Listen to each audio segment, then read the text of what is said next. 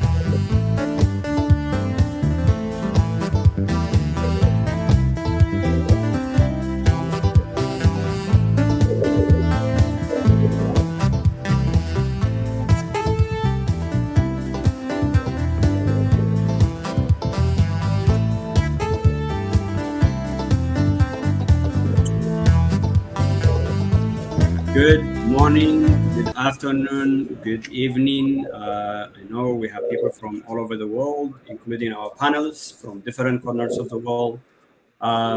Thank you everyone for tuning in to today's session, The Future of Eritrea, Is Regime Changing in or Transition to Democracy? And also thank you for being patient with us as we were trying to figure out connectivity. I know we're starting 10 minutes late. We apologize for that. My name is Miron Samada, and I will be moderating this session with Professor Emeritus Edmund J. Keller, our esteemed guest. Just a little policy before we get started. We aim to have an informative civil discussion today about the important issue, the future of Eritrea. Is regime changing in or transition to democracy? Our panelists today are scholars, accomplished professionals who all bring with them various expertise, insight, and knowledge that will allow them to provide an analysis of the topic. We recognize that panelists may disagree both in their analysis and their understanding of some factual evidences or the possible route forward. In the interest of having productive discussion, we welcome panelists to share their own perspectives and analysis of the topic, both on their scholarly and professional expertise. We should prefer that panelists avoid directly commenting on what panelists have said, particularly if they disagree, in order to keep the focus on the different analysis of the topic. We have 5 accomplished panelists with us today. So we ask that each panelist be sensitive to time and make sure to allow time for other panelists to speak. For the first question, each panelist will have 3 to 5 minutes to answer. After that, for each follow-up, please try to limit your responses to 1 to 2 minutes maximum. And today we are grateful to have our esteemed guest and my co-moderator, Professor Emeritus Edmund J. Keller. Thank you for joining us today. Professor Emeritus Edmund J. Keller has a good connection to Eritrea, especially to the drafting of constitution and to the discussions that were taken in those times around 1997. He is professor and former chair of political science, director of the UCLA Global Research Center, Africa, and former director of James A. Coleman African Studies Center at the University of California, Los Angeles. He specializes in comparative politics with an emphasis on Africa. Keller received his BA in government from Louisiana State University in New Orleans, and his master's and PhD from the University of Wisconsin-Madison. He has taught at Indiana University, Dartmouth College, the University of Wisconsin-Madison, Xavier University, New Orleans, and the University of California, Santa Barbara. Keller has been a visiting research scholar at the Institute of Development Studies, Nairobi, Kenya, the Bureau of Education Research, Nairobi, the United Nations Economic Commission for Africa, the African Institute of South Africa, and the University of California, Berkeley Institute for International Studies. Also, he has consulted widely on issues relating to Africa's development, public policy, and more recently on the process of political transition in Africa and the African region security issue. Saleh Gadi Johar, our panelist, born and raised in Keren, Eritrea, and now a U.S. citizen residing in California. Mr. Saleh Gadi Johar is the founder and publisher of Awata.com. He is the author of Miriam Was Here, of Kings and Bandits, and Simply Echoes. Saleh is renowned for his deep knowledge and extensive experience in the history and politics of the Horn of Africa. He is a well-known public speaker, researcher, writer over the years. Mr. Johar has delivered numerous lectures, written hundreds of articles, and participated in various international seminars and conferences. In September 1, 2000, Saleh founded Awata.com with the aim of fostering public awareness and filling the void left by the closure of the Eritrea's independent press. The Awata platform has provided vital information, often hidden by the Eritrean regime, offered a space of open discussion, and inspired Eritreans to work for reconciliation grounded in truth and justice. We also have Dr. Daniel Ogbaharia, another panelist. He is a scholar and educator specializing in leadership studies, public policy, social change.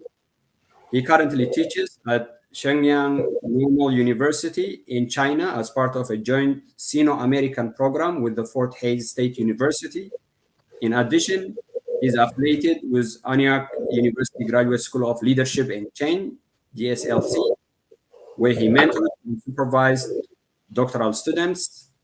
Dr. Ogbaharia holds a bachelor degree in political science from the University of Asmara in 2001, master's degree in international studies and environmental policy from Ohio University, and a doctoral in comparative politics, international relations, and African development from Northern Arizona University.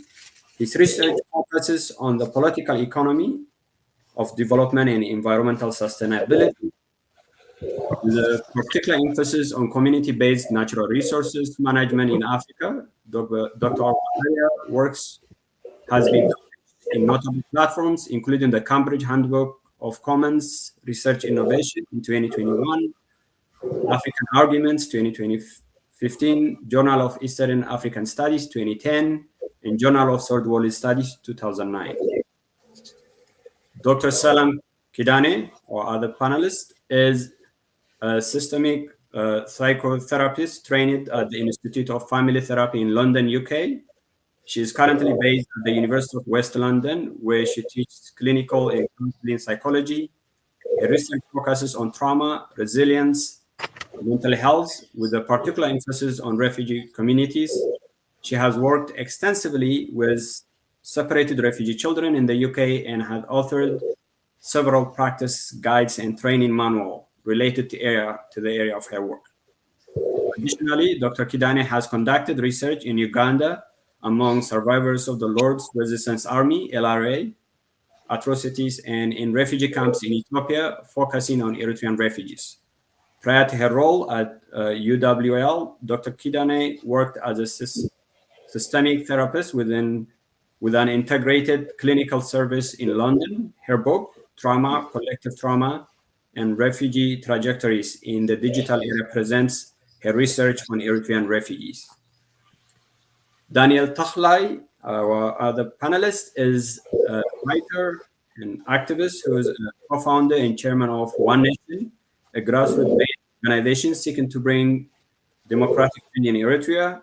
In 2011, he also co-founded the cyber-based Eritrean Youth Solidarity for Change, EYSC, and served as its chairman until 2015. Over the years, he has written dozens of articles on issues of constitutional governance and is one of the contributing authors of the book, Eritrea Affirming Nationhood and Sovereignty. He's also a regular commentator on Eritrean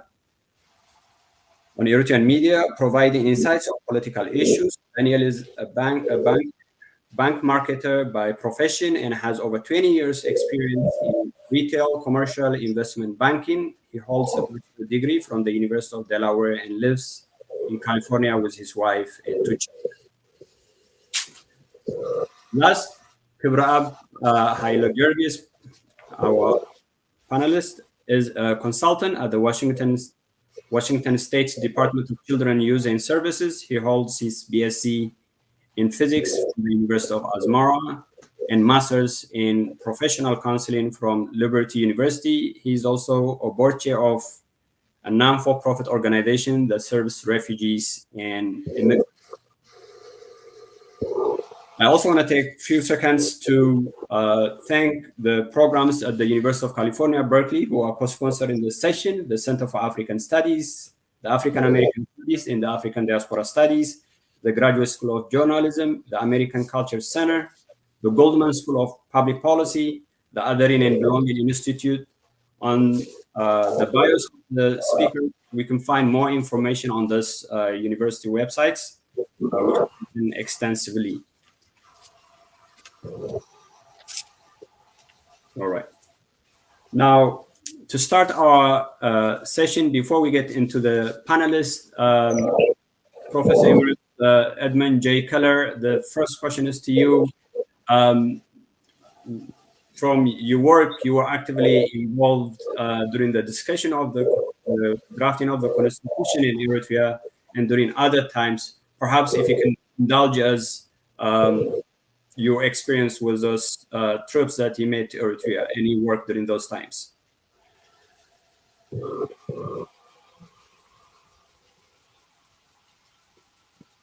Professor Keller, the mic is yours. Okay, how much time do I have? Say 3 to 5 minutes. 3 to 5 minutes. Okay. Well, I've been doing this since 1984. I've been a professor. Got my degree at Wisconsin, University of Wisconsin, and did field research in Africa, beginning in Kenya, Uganda, Tanzania, of course, Ethiopia, Eritrea, and a number of other places.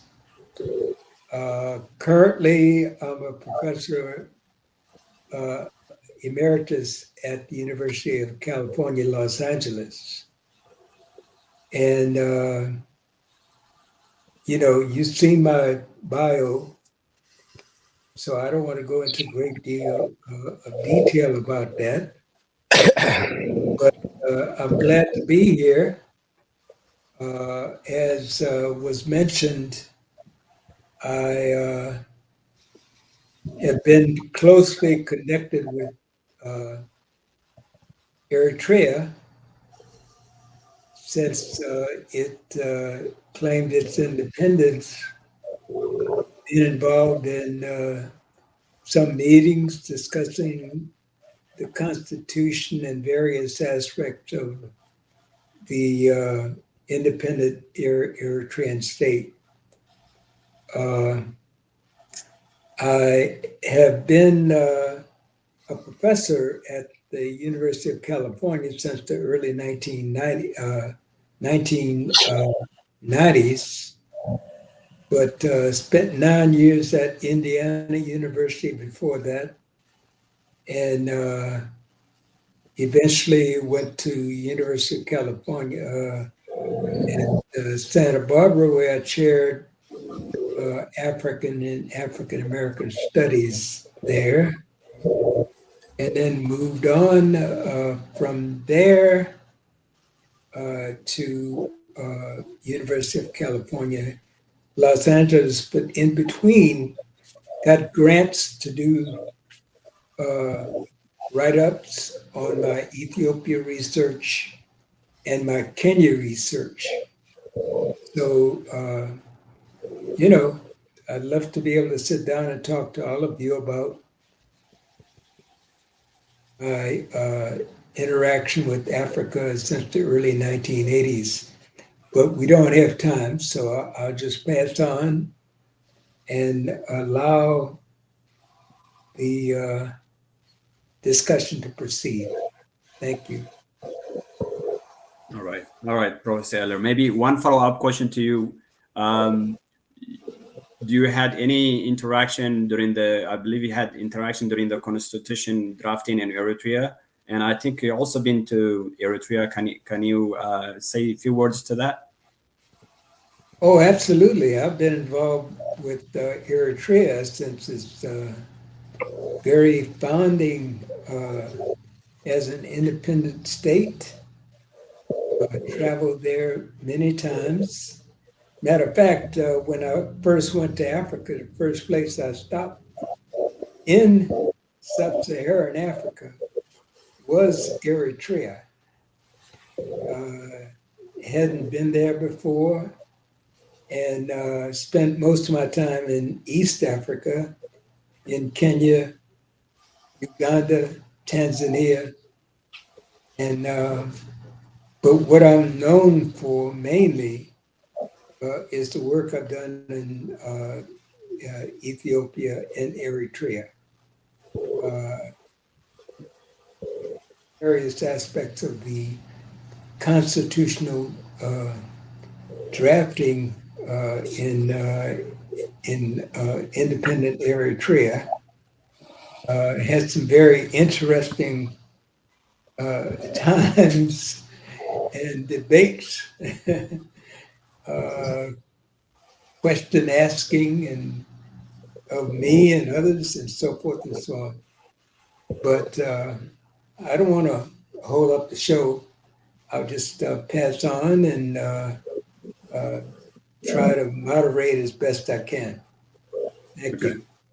Well, Professor Edmund J. Keller, thank you so much for your contribution, especially during those times. As you know, the Constitution has not been implemented, and part of our discussion presses on that today. For the first set of questions, we'll give each panelist 3 to 5 minutes again to make a statement remark, and that is, in light of the topic of discussion today, the future of Eritrea, is regime change an in or transition to democracy? What are the depths of Eritrea's challenges in their dimensions, and what do you, in all their dimensions, and what do you envision would be the paths we should take or will unfold? Explore what features are possible and what resources might be realized to achieve such a path. And you have 3 to 5 minutes, and we're gonna start with Saleh Johar. You have the floor. It's tricky to be the starter because you are made to step on the minefield.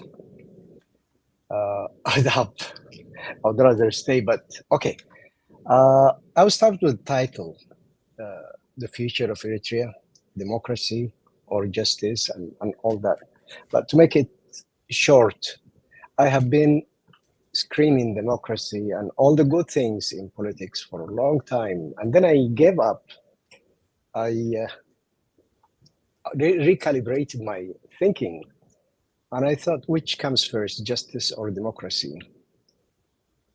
Democracy cannot assure you of justice, but justice can certainly assure you of democracy. So by that, I concluded that democracy is not in our priority.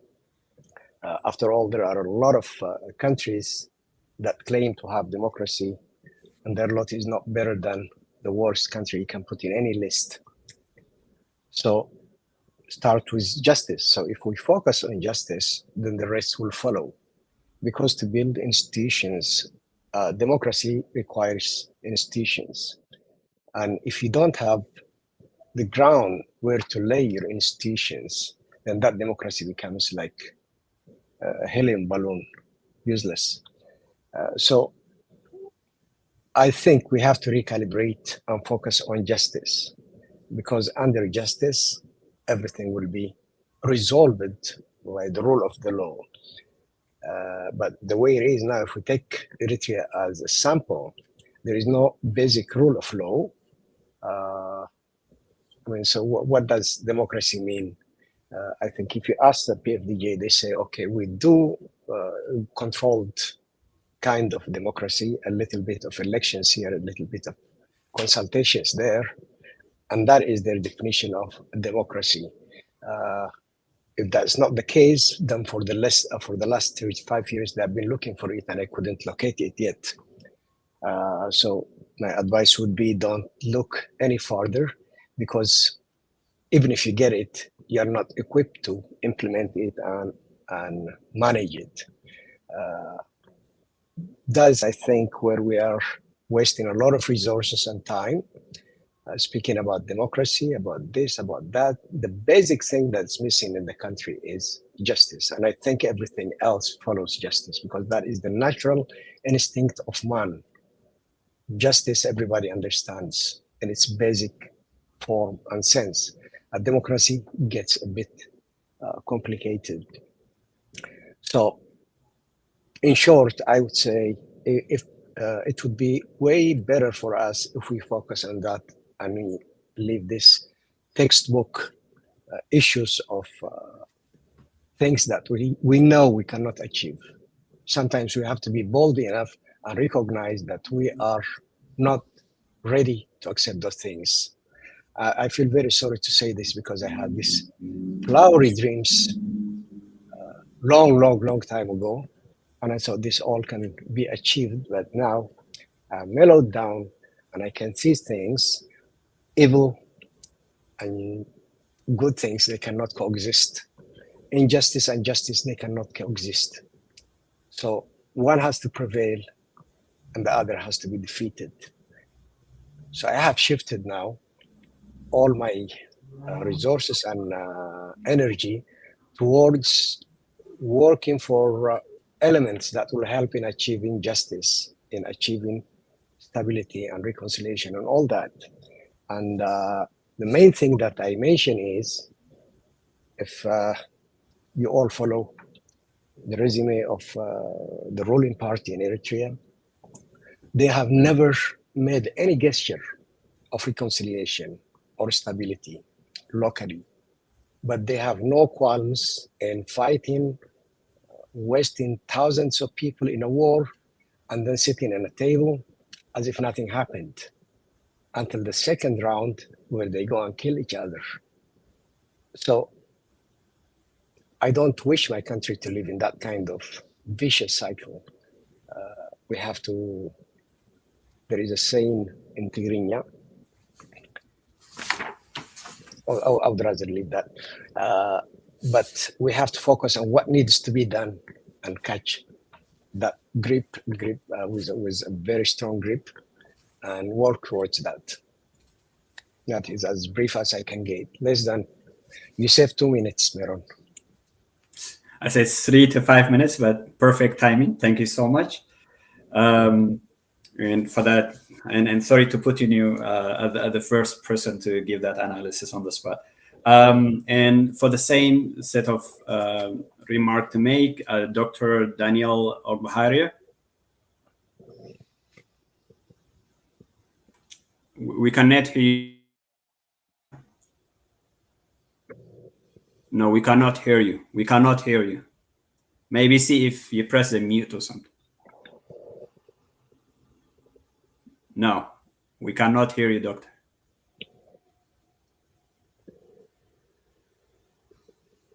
No. No. No. Did you press mute by any chance? No? Okay, maybe we'll get back to you just as we're trying to figure it out. And I would pass the same question to Dr. Salam Kidane.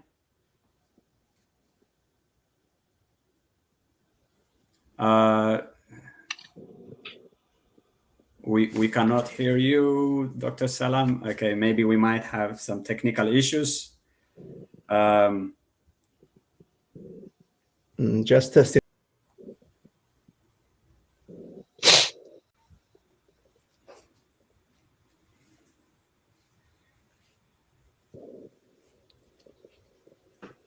Can you hear me, Meron? Yes, I can hear you. Will that be okay if we pass it on to you, the same question, Kabrab Haile-Gerges? Oh, okay.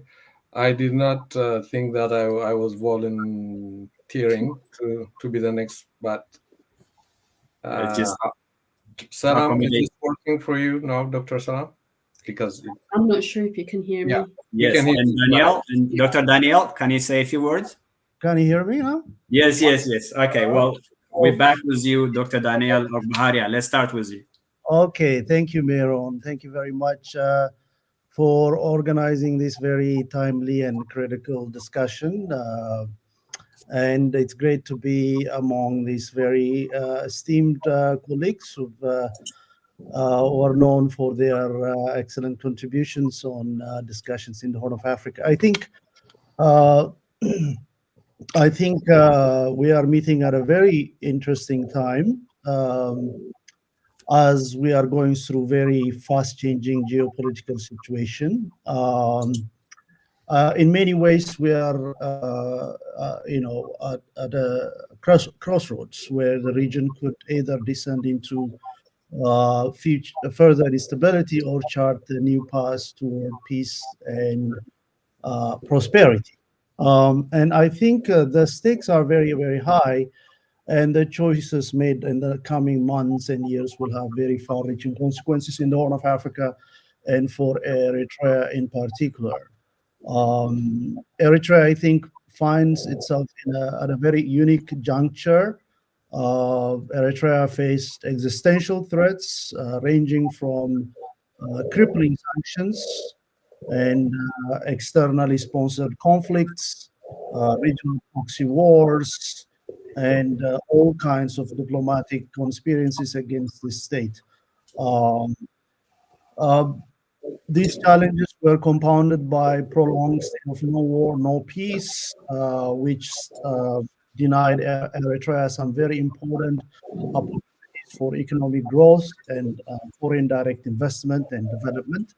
However, now I think the geopolitical winds are changing, and these create some, of course, some very big challenges, also some important opportunities for Eritrea to break out and accelerate foreign direct investment.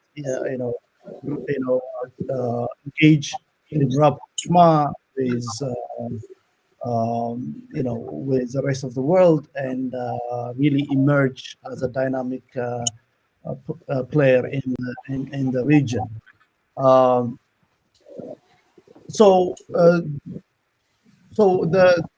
This discussion comes at a very important period, and I think one thing we have to ponder for me is what kind of changes do we want to see in Eritrea? Right?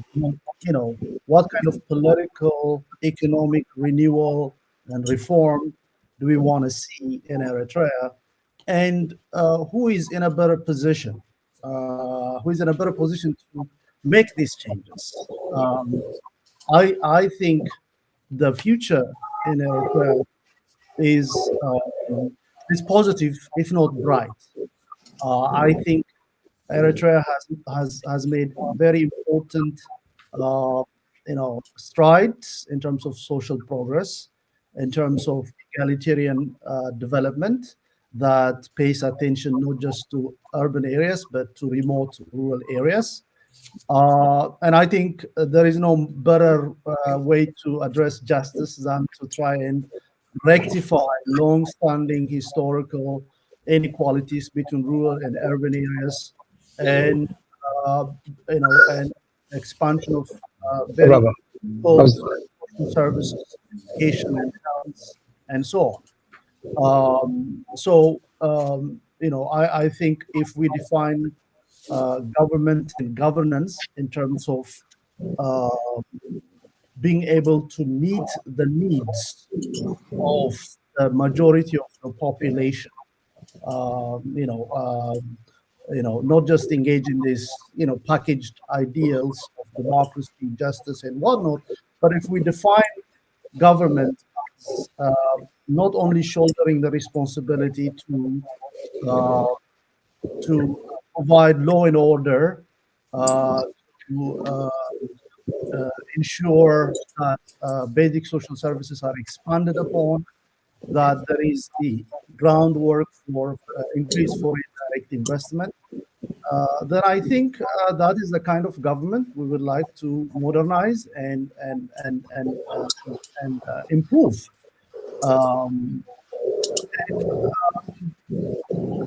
I don't think democracy will give you that kind of government.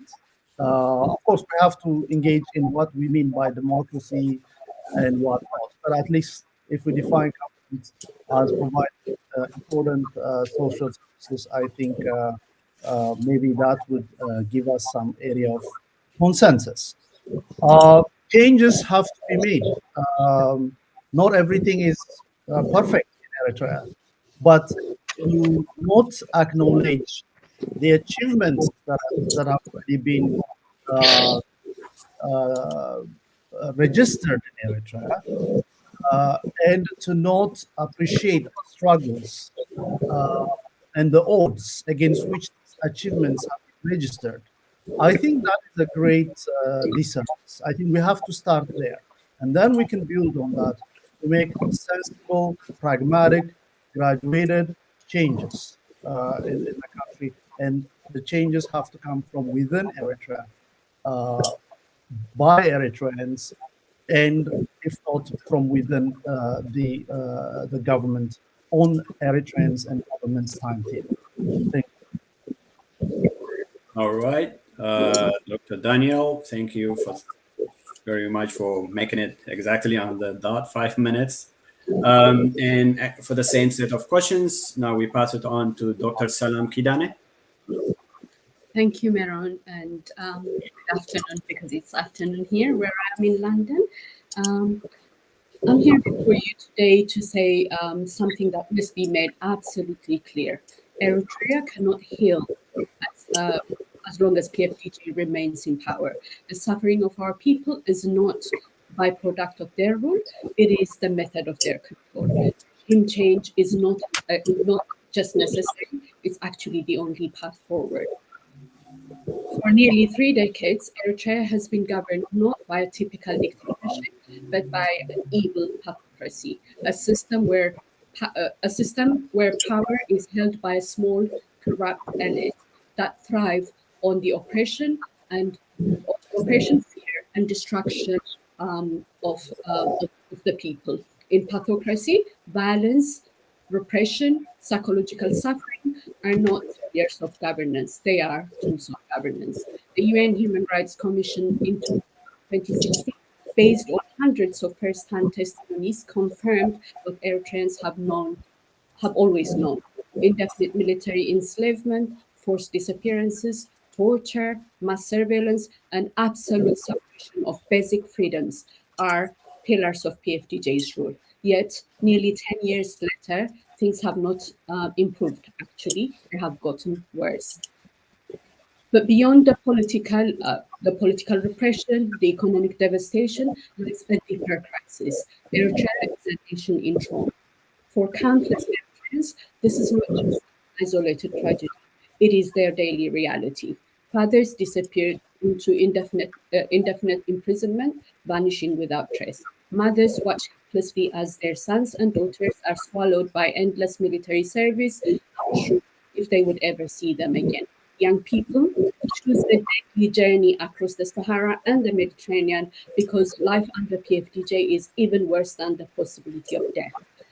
Entire families are forced into silence, friendships are shattered by fear, and the society doesn't know who to trust.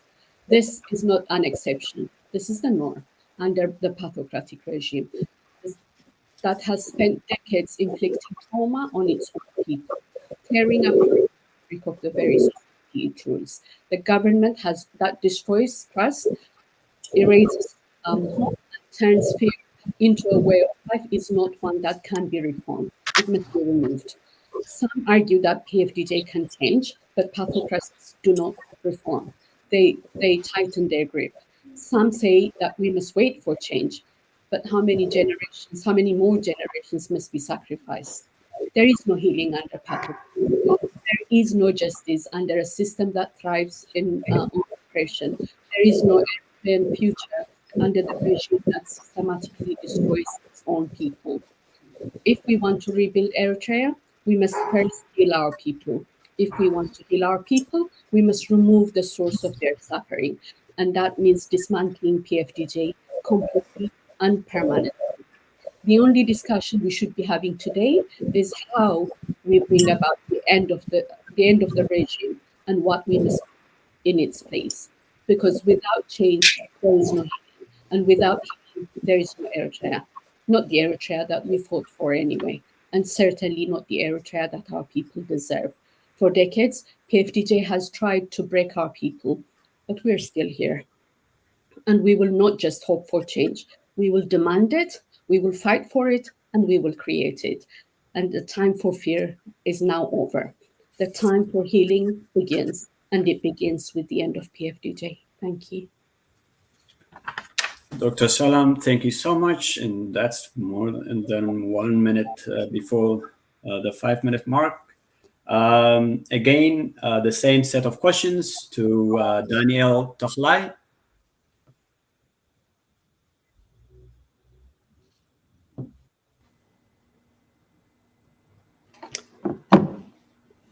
Okay, am I muted? Can you hear me? Yes, we can hear you. Oh, great. Thank you so much. Thank you again. Well, again, Meron, thank you so much for your invitation, for putting this together. And also thank you to the UC Berkeley, University of California, Berkeley, for hosting us. Thank you for my fellow panelists as well. And thank you to our moderator, Professor Keller. Thank you. I appreciate this opportunity, and I think it's a timely discussion, as you mentioned it.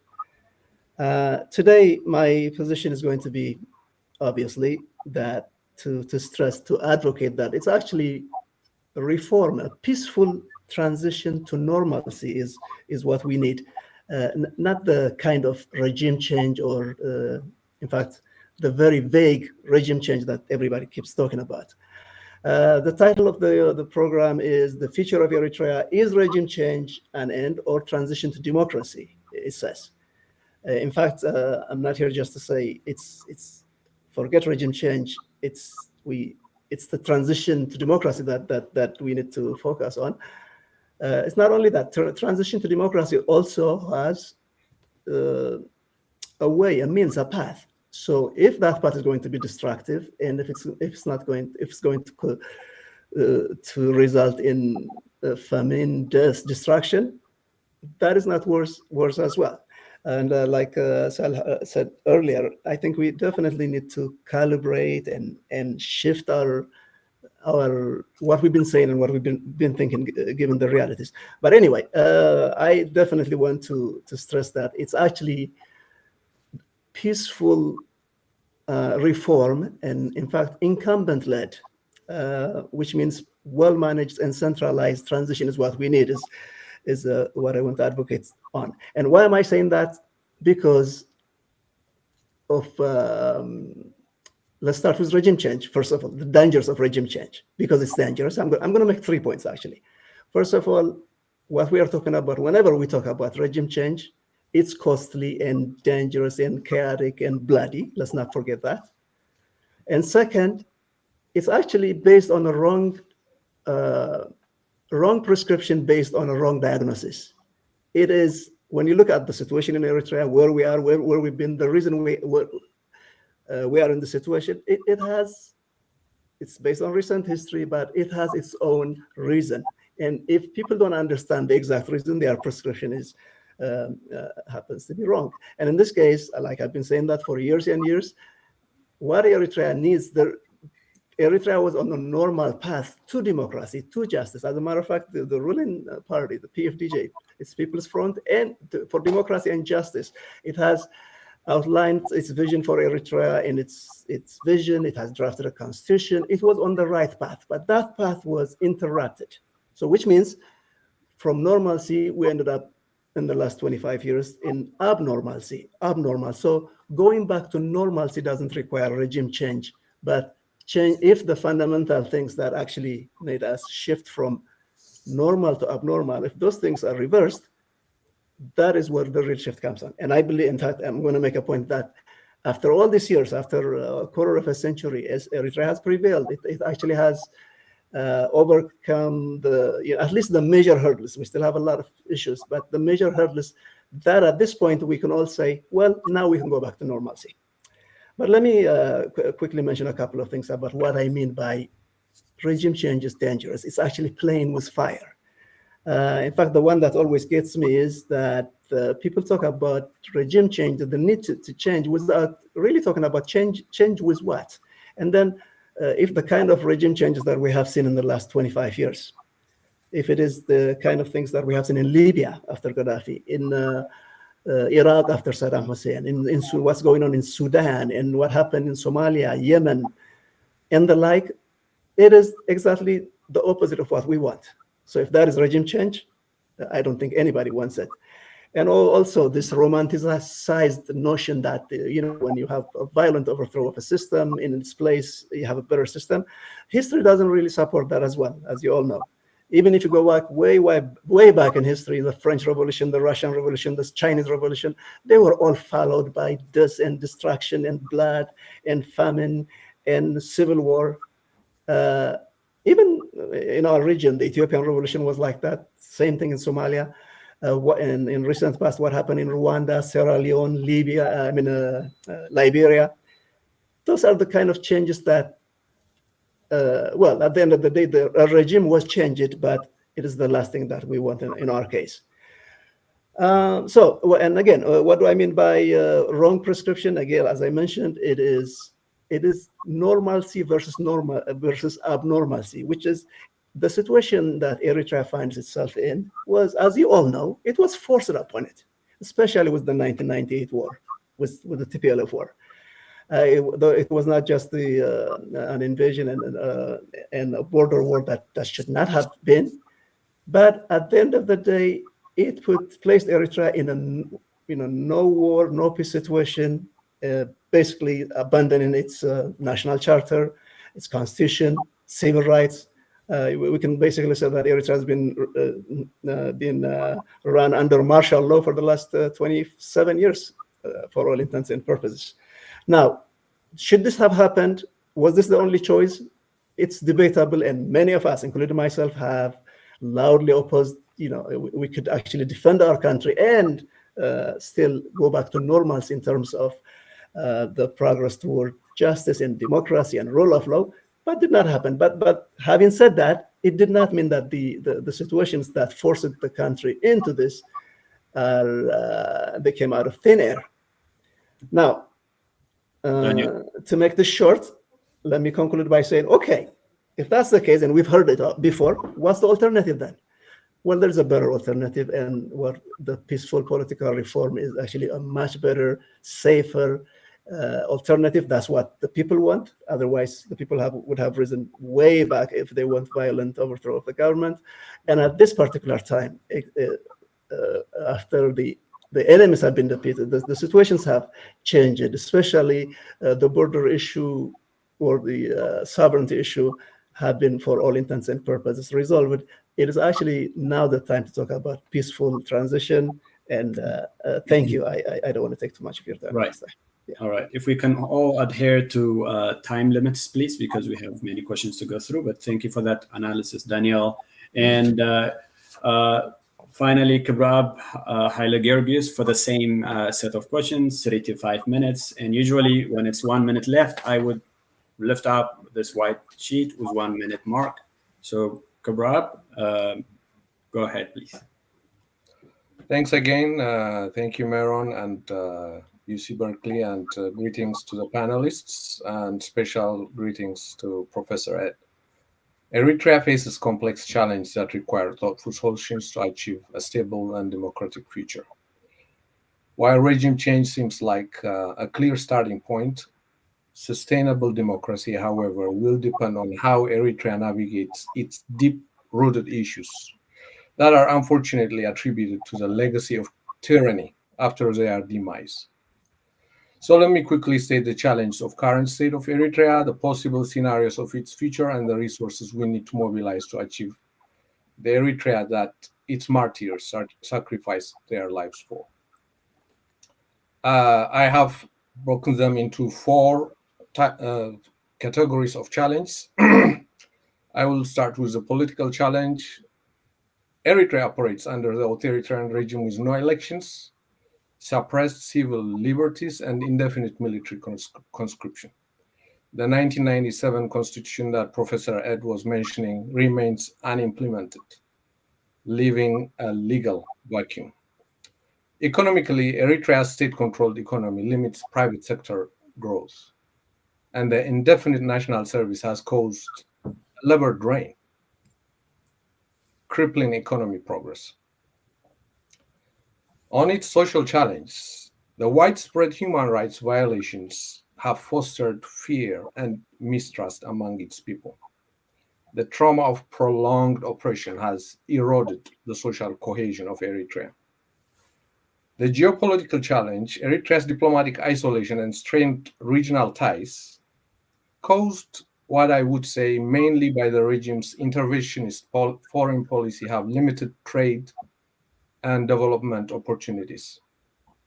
So what are the possible scenarios for the future of Eritrea? There are several potential scenarios, or I'd say theories, that could shape Eritrea's path. One of the theories is a managed democratic transition, as some of our panelists here have been advocating, and that would be a negotiated shift to transitional government supported by civil society and diaspora networks. I'm ruling this out because, one, there is no inkling of transitional justice to date, no implementation of the constitution, no release of the political prisoners that have been in dungeons for a quarter of a century.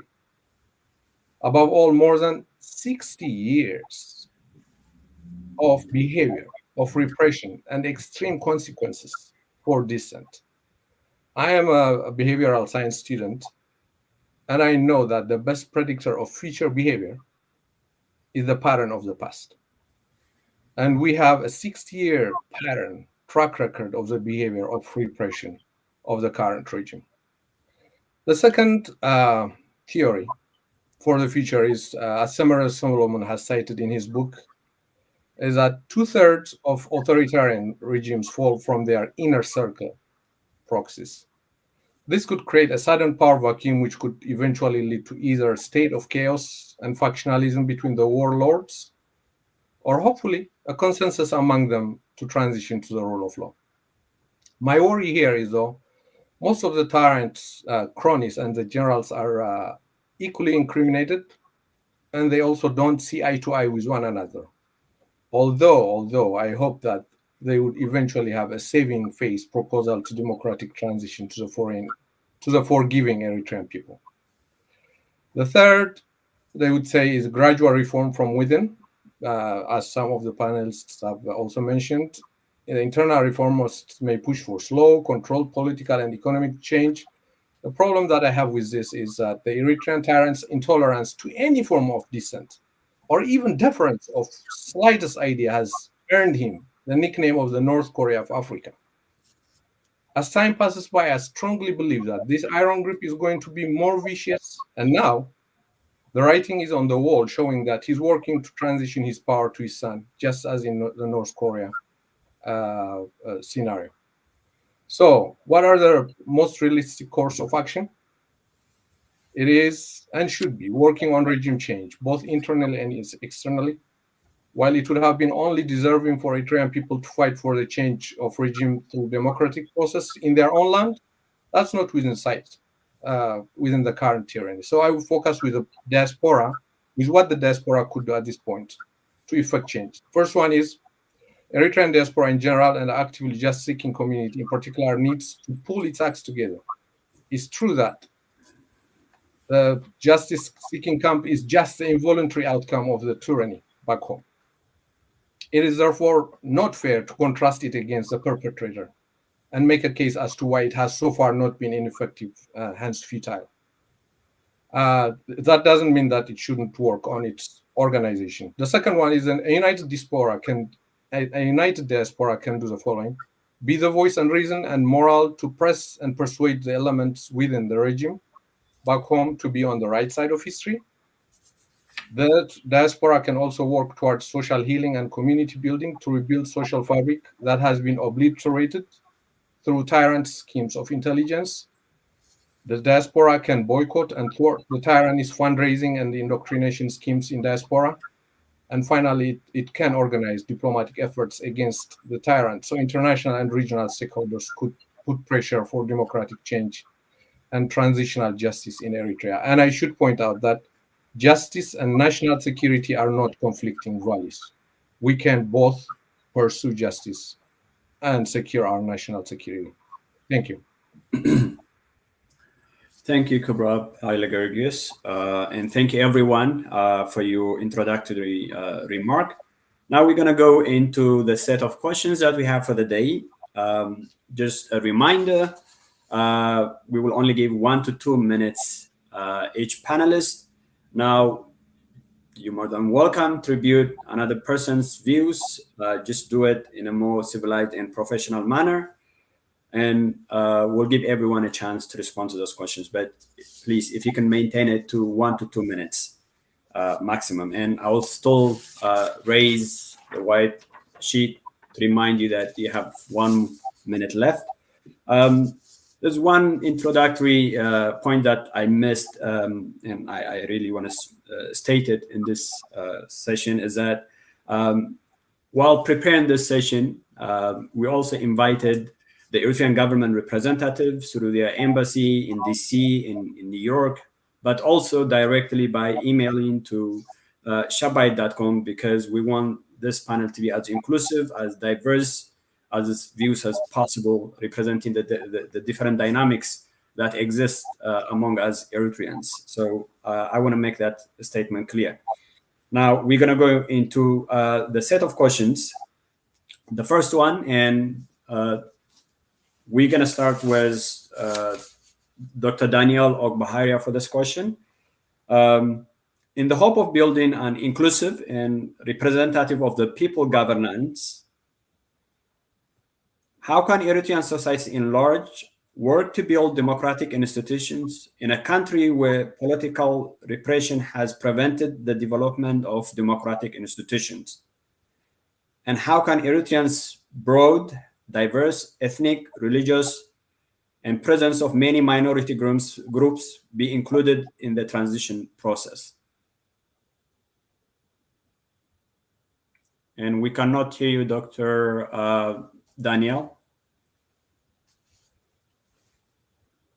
Okay, maybe technical issue. In the meantime, I will just repeat the question for all of us to understand what the question is about. In the hope of building an inclusive and representative of the people's governance, how can Eritrean societies in large work to build democratic institutions in a country where political repression has prevented the development of democratic institutions? And how can Eritreans' broad, diverse ethnic, religious, and presence of many minority groups can be included in the transition process? And hopefully now, Dr. Daniel, we have you in the mic. Can you hear me now? Yes, we can hear you. Okay, thank you.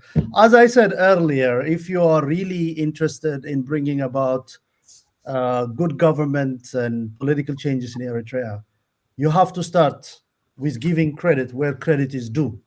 You have to start with appreciating the achievements in terms of building a nation, fostering a strong national identity, expansion of education and health, hard-won sovereignty. If you don't start here, I don't know how serious you are in terms of how to bring democracy and development. And we are Eritreans here invested in our country as a diaspora. And I think we should stop,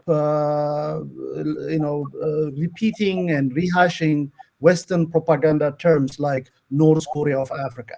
Eritrea is not a North Korea of Africa.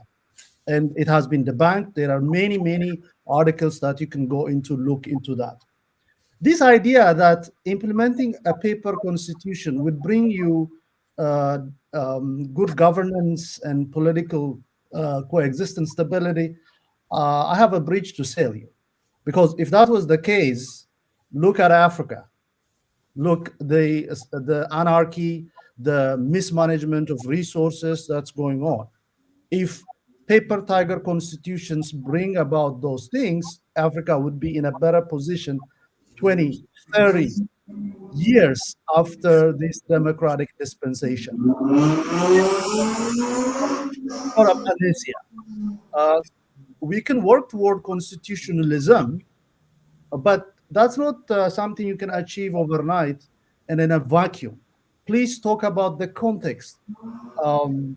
I believe Eritrea has laid out the ingredients of what could go into building a democratic state, and that is a strong state capable of ensuring law and order in the country, expanding social infrastructure, building a strong national identity, and so on. Now, it doesn't mean there are no challenges, but I think we can start there in terms of ensuring that there is a bright future. Am I still in? Okay, I think I'll stop there for now. But I think we need to start with acknowledging what has already been achieved. We cannot just say nothing has been done, everything is West, and try to still be taken seriously as advocates of change in Eritrea. Thank you. Dr. Salah? What's the question again? In the hope of building an inclusive and representative of the people governance, how can Eritrean societies in large work to build democratic institutions in a country where political repression has prevented the development of democratic institutions? And how can Eritreans' broad, diverse ethnic, religious, and presence of many minority groups can be included in the transition process?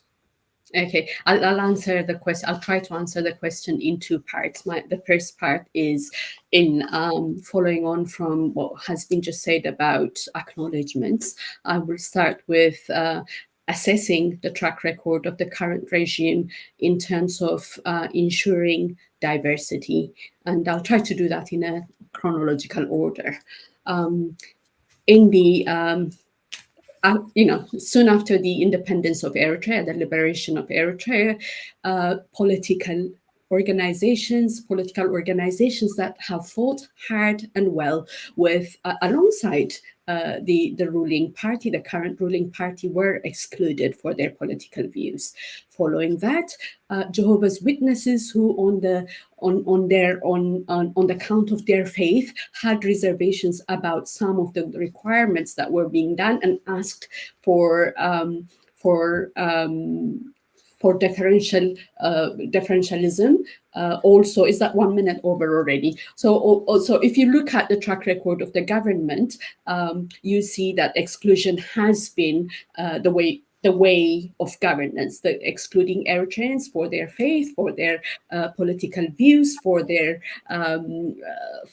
for their opposition of the indefinite national service. So this has to be dismantled. This is what I mean by what the regime that we've got is a pathocracy and not an ordinary dictatorship. So dismantling PFDJ is our only way forward. Thank you. All right, thank you, Salam. I needed that in less than 2 minutes. Daniel Tokhlai, the same set of questions.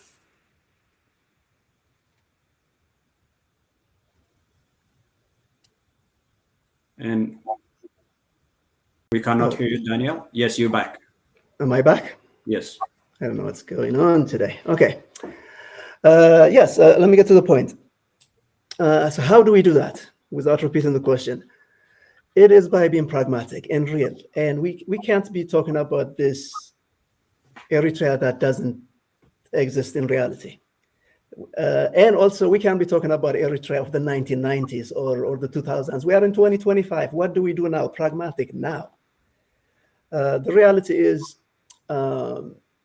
if we're talking about in terms of diversity and so on, what I really admire about one of the great achievements of the PFDJ, the current leadership of Eritrea in general, is that they have gone beyond ethnic nationalism or sub-national agendas and view themselves as citizens. The reason we are all here is because we are citizens of Eritrea. That's it. Nobody's representing their ethnic group, their religion, their what have you. And that is a big deal. And the reason that is a big deal is if everybody talks about their group rights or what matters to their sector, this colloquial agendas, you can't have, the ultimate democracy and justice and social justice that we all seek. So, again, just to repeat myself, let's be pragmatic. The Eritrea of today looks at its citizens as equals. Nobody can claim in Eritrea to say because of their religion, because of their ethnicity, because of that, this happens to them. Of course, human rights have been violated, and the solution to that is, let's be all equal under the law. And the best way to do that is through a constitution. And Eritrea has a constitution, so we don't really need to reinvent that. But if we start talking about, like Dr. Daniel said, that the North Korea of Africa, that doesn't exist. The North of Korea of Africa, let me iterate my quick point. As they all know, I just traveled to Eritrea after 23 years. Right. After saying many, many things of what the regime should do and change and criticizing and maybe sometimes insulting them. But I was able to sit down with many of the leaders and say what I'm saying today, with the understanding that we are in a new chapter, we are in a new place of reality of 2025, and I made it out. That's not a North Korea of Africa. That's just Eritrea, given the situation, its recent history, and where it's headed. Let me stop. Right. We'll get to more discussion, more points soon, and if we can maintain a 2-minute time limit, please. And for the same set of questions, Kibrab Haile-Gerges, and then followed by Saleh Gadi Johar.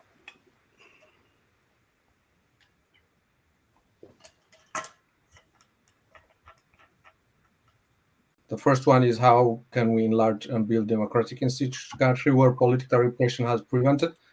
The simple answer is, it is not possible in Eritrea as we speak.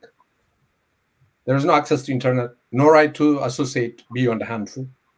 I don't know if there's any change that we are not aware of that's happening in Eritrea and I would love to see the documents that we all can witness. College students have a military unit and a commander in campus, lest they misbehave. The only way the able Eritreans are voting is with their foot. And someone has mentioned in here that we are all Eritreans here. It's true, we are all Eritreans here, but we are all Eritreans in exile. This panel is happening outside of Eritrea, which should have been in Eritrea. So if you were to have a quick tally of the whereabouts of the panelists' family members, I bet we would have more than 70% of our family, conservatively, of our family members to be in exile. That is how Eritreans vote. Those who are fortunate make it to the West, others end up destitute the conditions in refugee camps and all that. To answer the second one, how do we have inclusive and representative of the people's governance? Eritrean people has had no problem of living in unity. The people of Eritrea has been governing itself with probably the oldest customary law and has been managing to coexist among the different ethnic and religious groups. Karen is a typical example. And in Karen, you find all kinds of religious and ethnic groups. We haven't had any issue of coexisting under the rule of law. The question now is the rule of law has been dismantled, and now we're left with a repressive regime whereby the intelligence apparatus and schemes gets into the social fabric, whereby now the unity has been challenged. So I don't have any problem of the diversity in the future, but I have a problem of how it's going to be implemented within the country. And hence the stakes are outside or within the inner circle of the regime. All right. Thank you, Kabrab. Saleh Gadi Johar, the same set of questions. And just to remind, it's about how democratic institutions in a country where political repression have prevented the development of democratic institution, but also how can Eritrean broad, diverse, ethnic, religious, and presence of minority communities be included in the transition process? Start? Yes.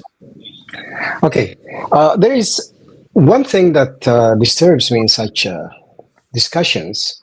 We tend to equate the oppressed and the regime, we put them on the same footing. So we are not foes. We are victims. The Eritrean people are victims, not the foes.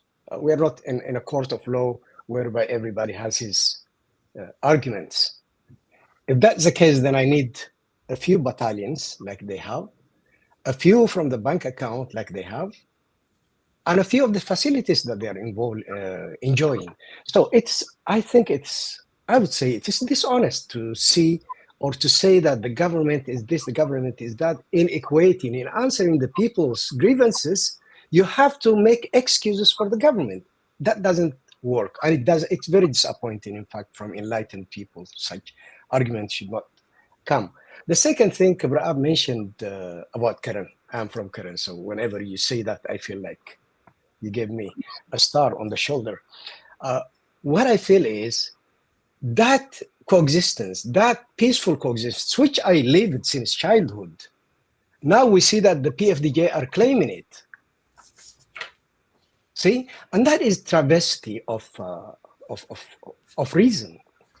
That's the second point. The third and final point is, I'll give you an example.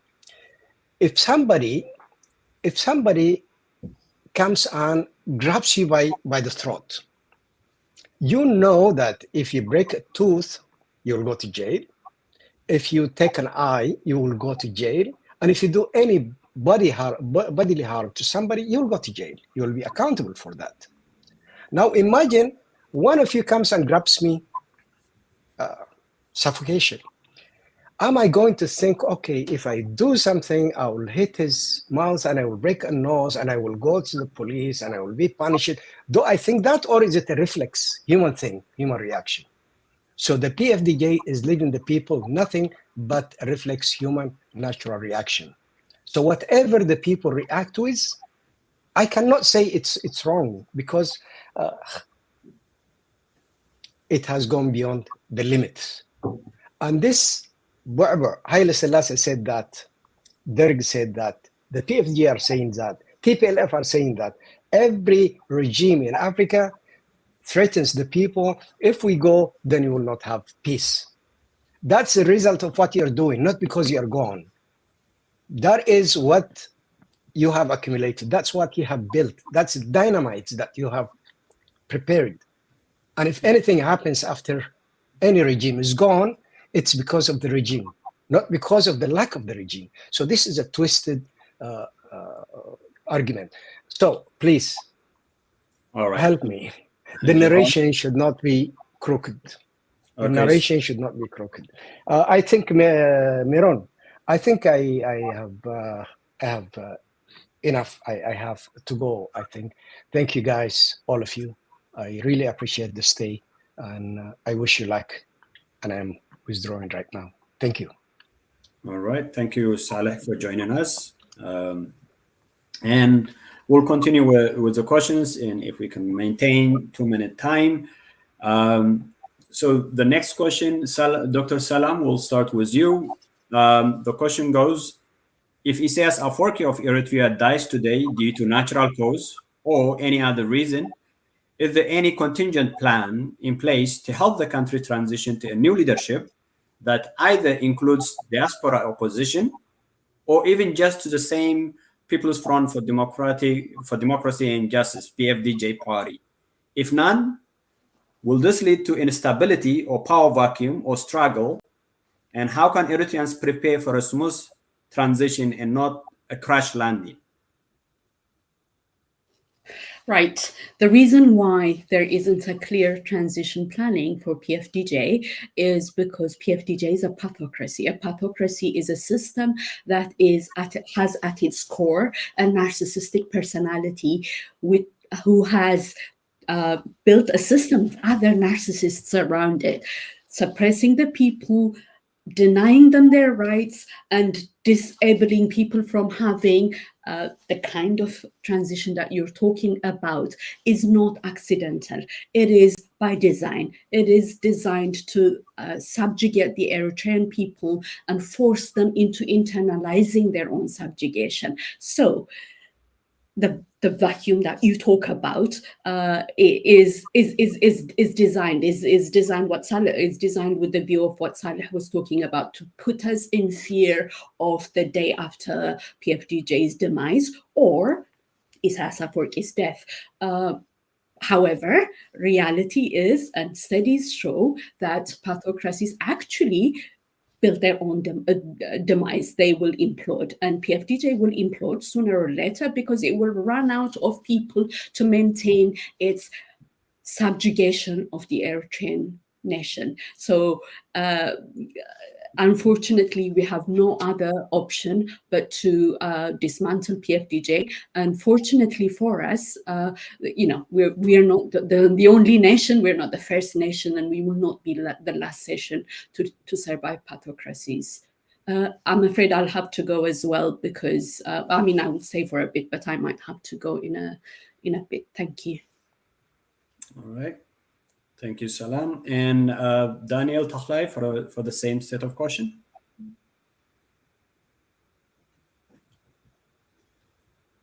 And yes, we can hear you now. This particular question to me boils down about who has the ability to maintain order as we transition now and for the foreseeable future. And if you're in a house, it's on fire, you don't go to a 5-year-old and be like, oh, can you save us? Hopefully you'll be going to the adults. You'll be going to those who have the ability and capacity and the wherewithal to be able to do it. At this time, and this is, everybody can argue, but this is basically the reality.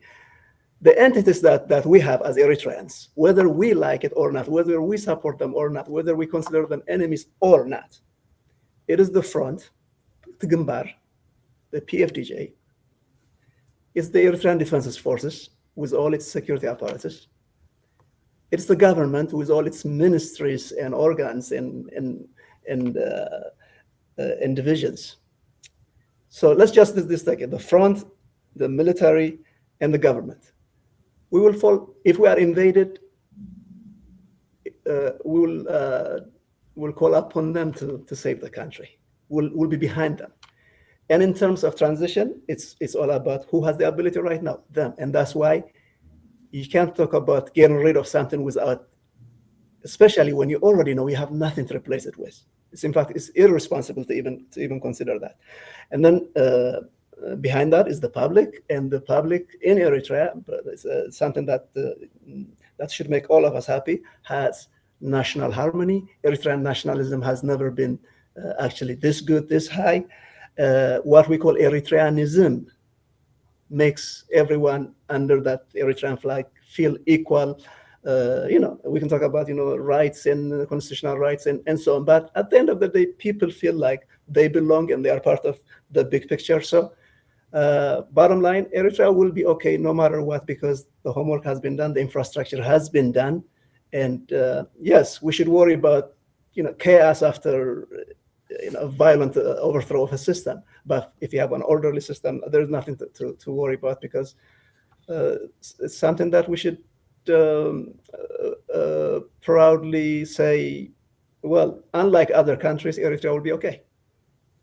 All right, thank you, Daniel. The same question to 𝐒𝐄𝐎𝐍𝐃. And if you want me to repeat the question, feel free to ask. We cannot hear you, 𝐒𝐄𝐎𝐍𝐃. Can you hear me now? Yes, we can hear you now. Okay, I've heard the question, but I hope this is going to be the last. I also have to leave, and for the fairness of the panelists' participation as well. Any contingent plan in place to help the country transition to a new leadership? I'm afraid there is none. Hence, the legacy of tyrants. They don't have a transition plan open to the public. And this doesn't mean that they don't have one. It would be so naive to think that they don't. This will leave the public in chaos, I'm afraid. Here's the reason why the justice-seeking community should come up with a blueprint for transitional justice and constitutional rule process.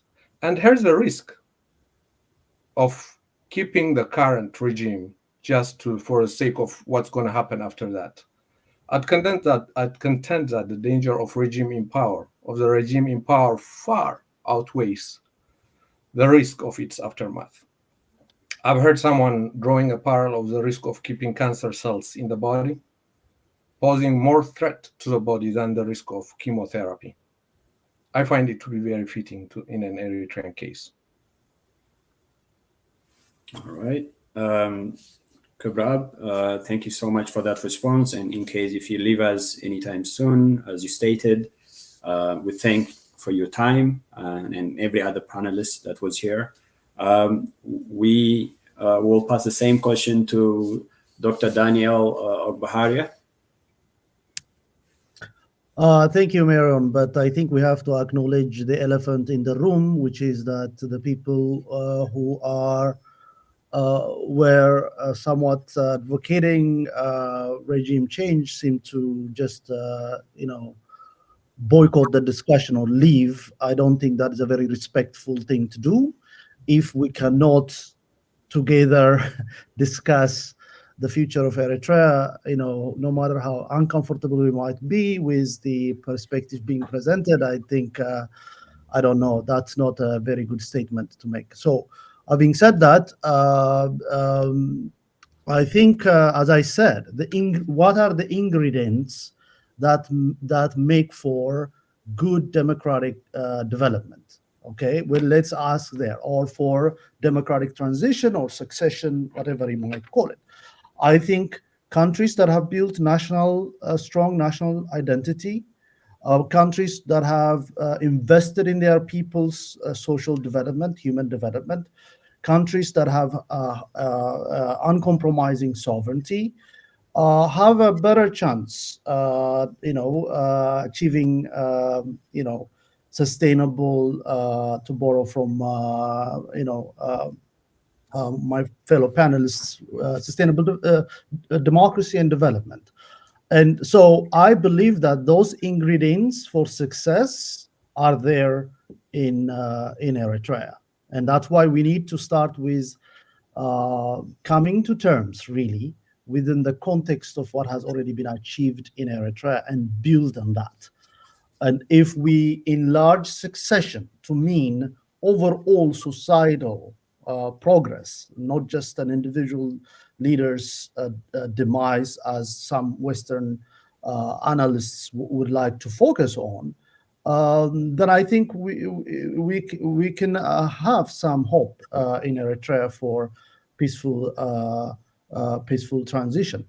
And this idea, which is dogmatic, really, that one-party states do not have a succession plan, I don't think that is just a dogma. I mean, by that measure, we would not have had a succession in China, where I am now after Mao's demise, in Vietnam, in Cuba, you name it, in various places where dogmatic Western liberals would say, oh, there is no succession after the big man or the strong man passes away. No, they have been proven wrong time and time again.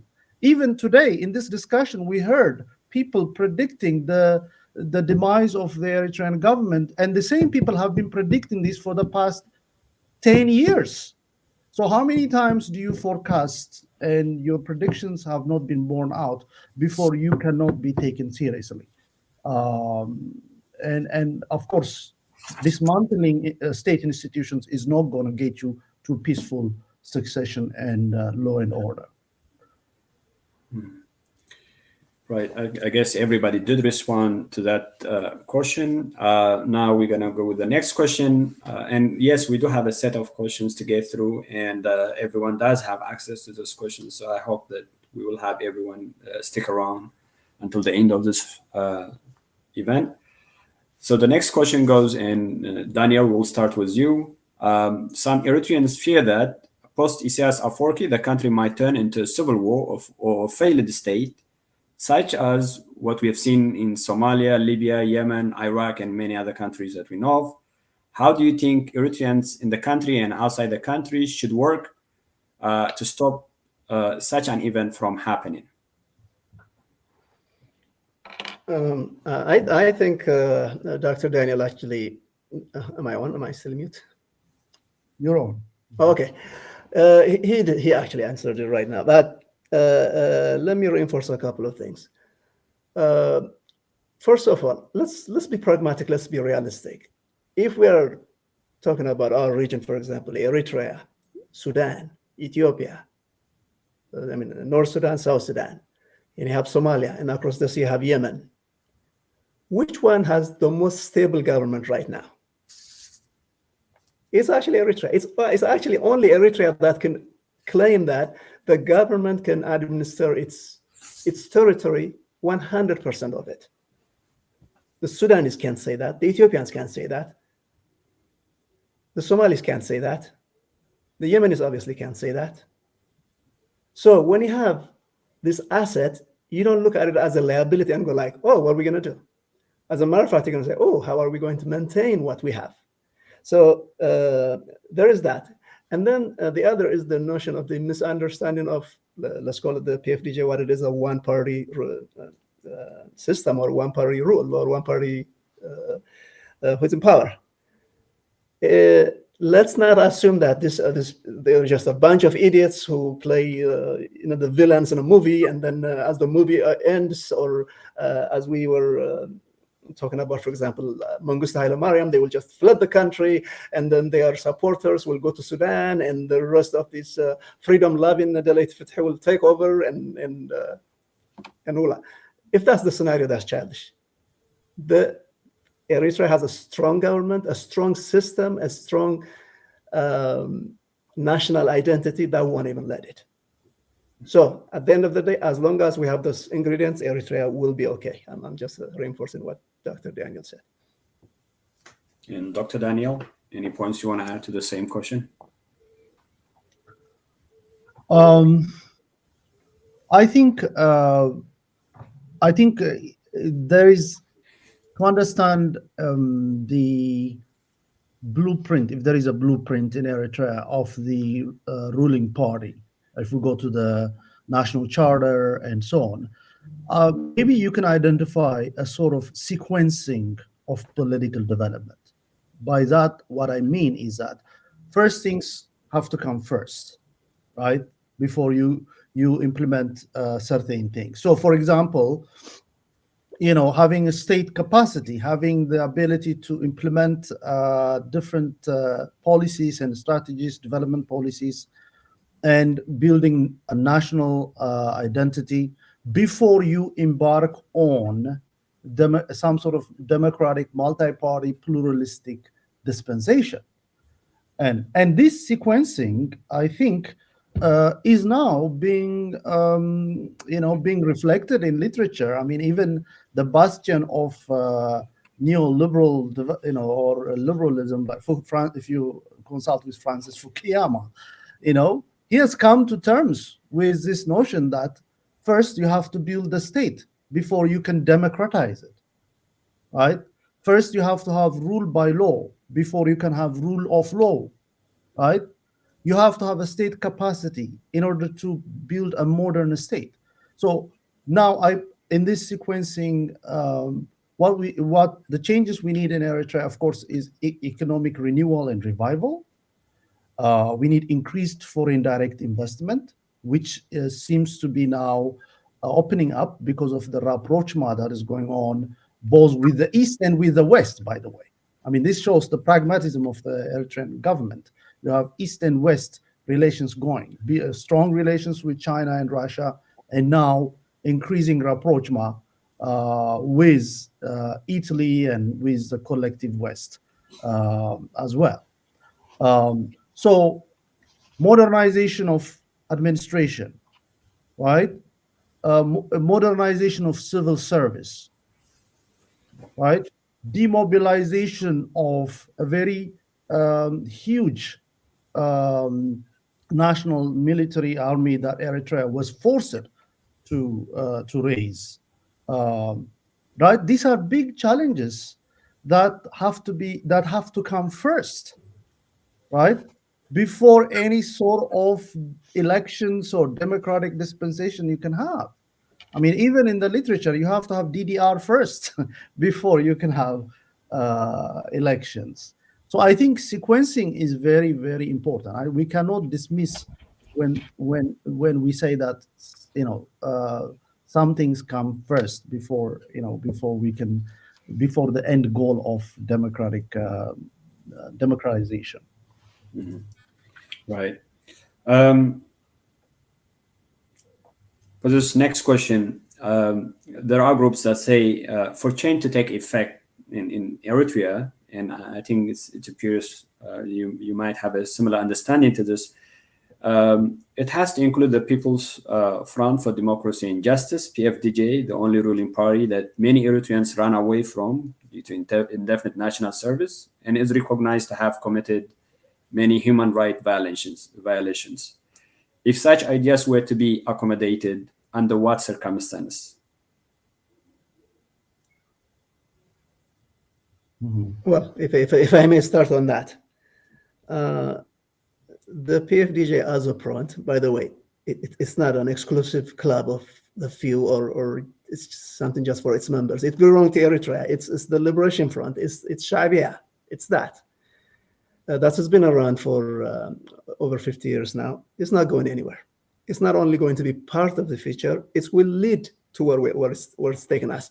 Because when you have nobody to replace it with, when there is actually no actor to say, okay, to decide, okay, who is going to play and be part of and who is not, we're talking about a scenario where it doesn't even exist in reality.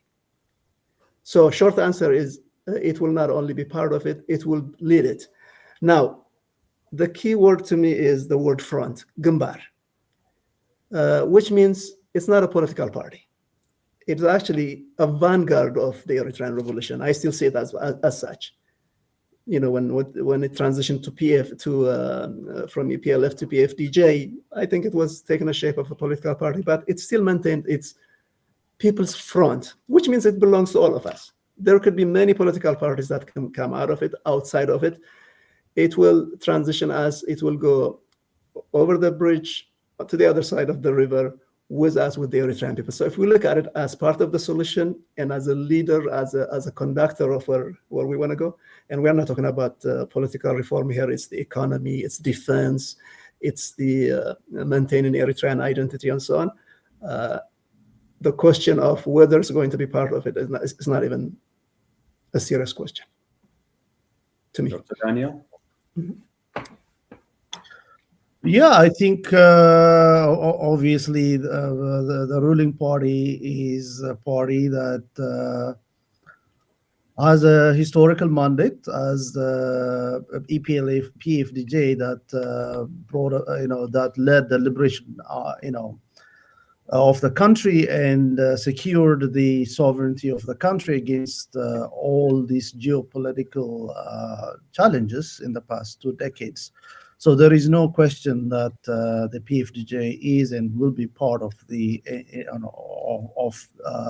future political development. I mean, if we're talking about national reconciliation, of course, it includes the ruling party as well.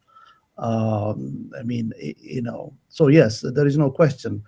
But again, ultimately, it is Eritreans who should decide what kind of political changes that should happen in their own country. And the PFDJ is a ruling party. They have to be part of the decision makers as to where we go from here. You only have to look at dominant parties, political parties in sub-Saharan Africa. Many of them are former liberation movements in one fashion or another, even after elections. I mean, look at ANC, African National Congress, or in Botswana. All these parties remain in power for many, many long because of the trust and the bond they have with the people because of their contribution to national liberation and maintaining sovereignty and independence. And we're going to try to shorten those questions. But the next question is regarding reconciliation. It is said that many crimes have been committed under the current government. Then how can Eritreans pursue all-encompassing broad national reconciliation after a democratic transition? And could customary law play a role in this process to prevent further conflict or settle the issue for the future? Yeah, again, it's with the assumption that Eritrea does not have modern rules for justice. When we talk about the suspended constitution and so on, sometimes there's this notion that there is no, in fact, people say, just like they throw out words like in the North Korea of Africa, people say it's a lawless country. It's not a lawless country. There's a Department of the Justice, there are penal codes, there are ways to address things. Now, we want the constitution to be as I think the best way to do that is you need a supremacy of law under the constitution. And Eritrea went through a process that actually legalized its constitution by public participation, ratification, and so on. So if you have laws in the country, if you have law and order, if you have a government, if you have a Department of Justice, you really don't need to go to a primitive, I'm not insulting it, it's customary laws are not the way to run a country. I mean, they inform it, they motivate it, they give it weight, but it's not like we have this vacuum and then we have to start all over and it's a stone age and then we have to go like, okay, what did our great-grandparents do in the 17th century? We really don't need to do that. Again, let's bring everything back to being pragmatic and realistic and as of today. And so let's not forget that. Dr. Daniel? Mm-hmm. Well, I think we have to critically ask the question of what are human rights and how do you achieve human rights? Do you achieve human rights by punishing people for violating human rights? Do you achieve human rights by allowing, people to learn from mistakes, right? So what approach you take is very, very important. So far, what the international community has done is to selectively enforce human rights and punish the Eritrean people, with sanctions and with all kinds of aggression against Eritrea. And that has not been successful because it doesn't lead for engagement and dialogue and as I said, learning from past mistakes and trying to improve that. So that's where we should begin. I think customary laws have to be part of modern government and governance in Africa. One of the biggest problems in Africa and in governance in Africa is the total exclusion and marginalization of indigenous institutions from the state. The irony is that daily life in Africa depends on the indigenous customary laws and authorities. For example, land administration, right? In many parts of Africa, and, I think including in Eritrea, land, rural land, farm land, and other types of land is held collectively and administered on the basis of usufruct rights. But the state adopting,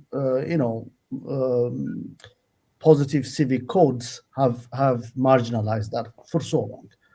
I think in Eritrea, attempts have been made to include customary laws in land administration. For example, in the rural areas, land for residential houses, for example, has been granted to people by the local authorities, including 𝐒𝐄𝐂𝐍𝐃 and customary authorities, and also in family matters, family disputes and so on.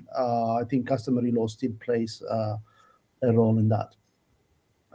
And of course, you need not just laws, to enforce, but also laws that bring people trust and bond, right, in a democratic transition.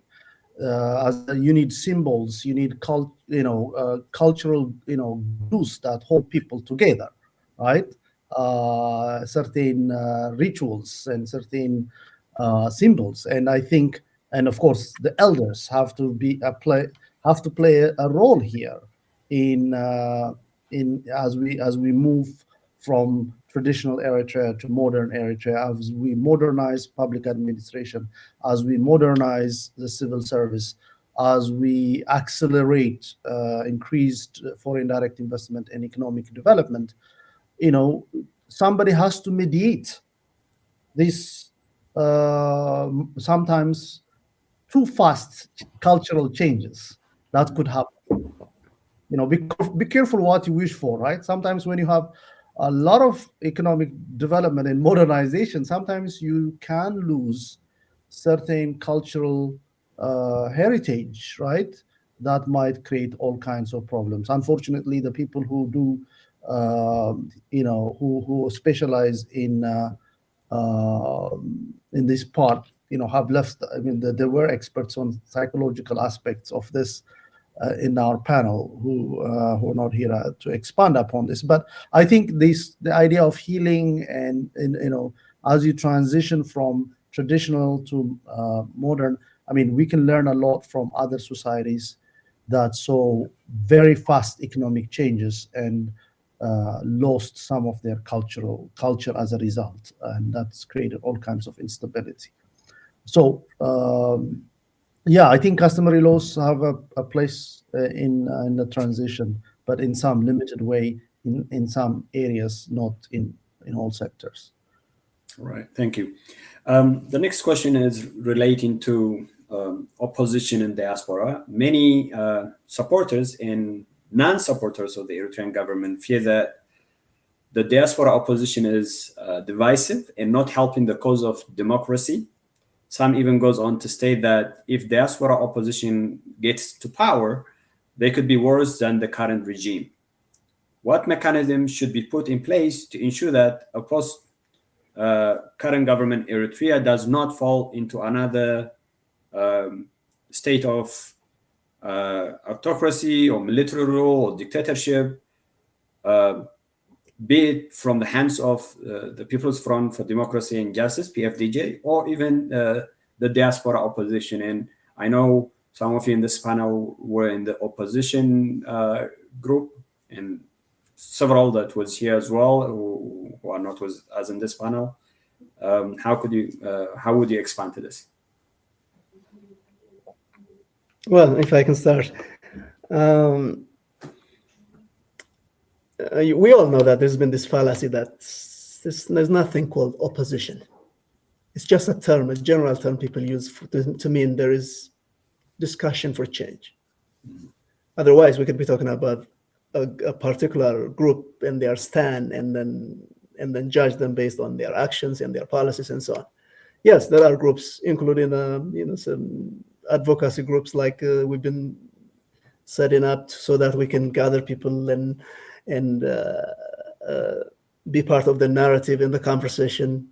That's what I represented for the most part of the last 20 years, is to say, look, we will need change, but it better be peaceful, it will better be pragmatic, it better be based on change from inside, based on reform, based on going back to normalcy. That's just one tiny voice in this stratosphere we call opposition. So when we say the opposition, sometimes we say like the opposition and the PFDJ as if they are just two entities. The opposition is just a bubble, it's just an idea.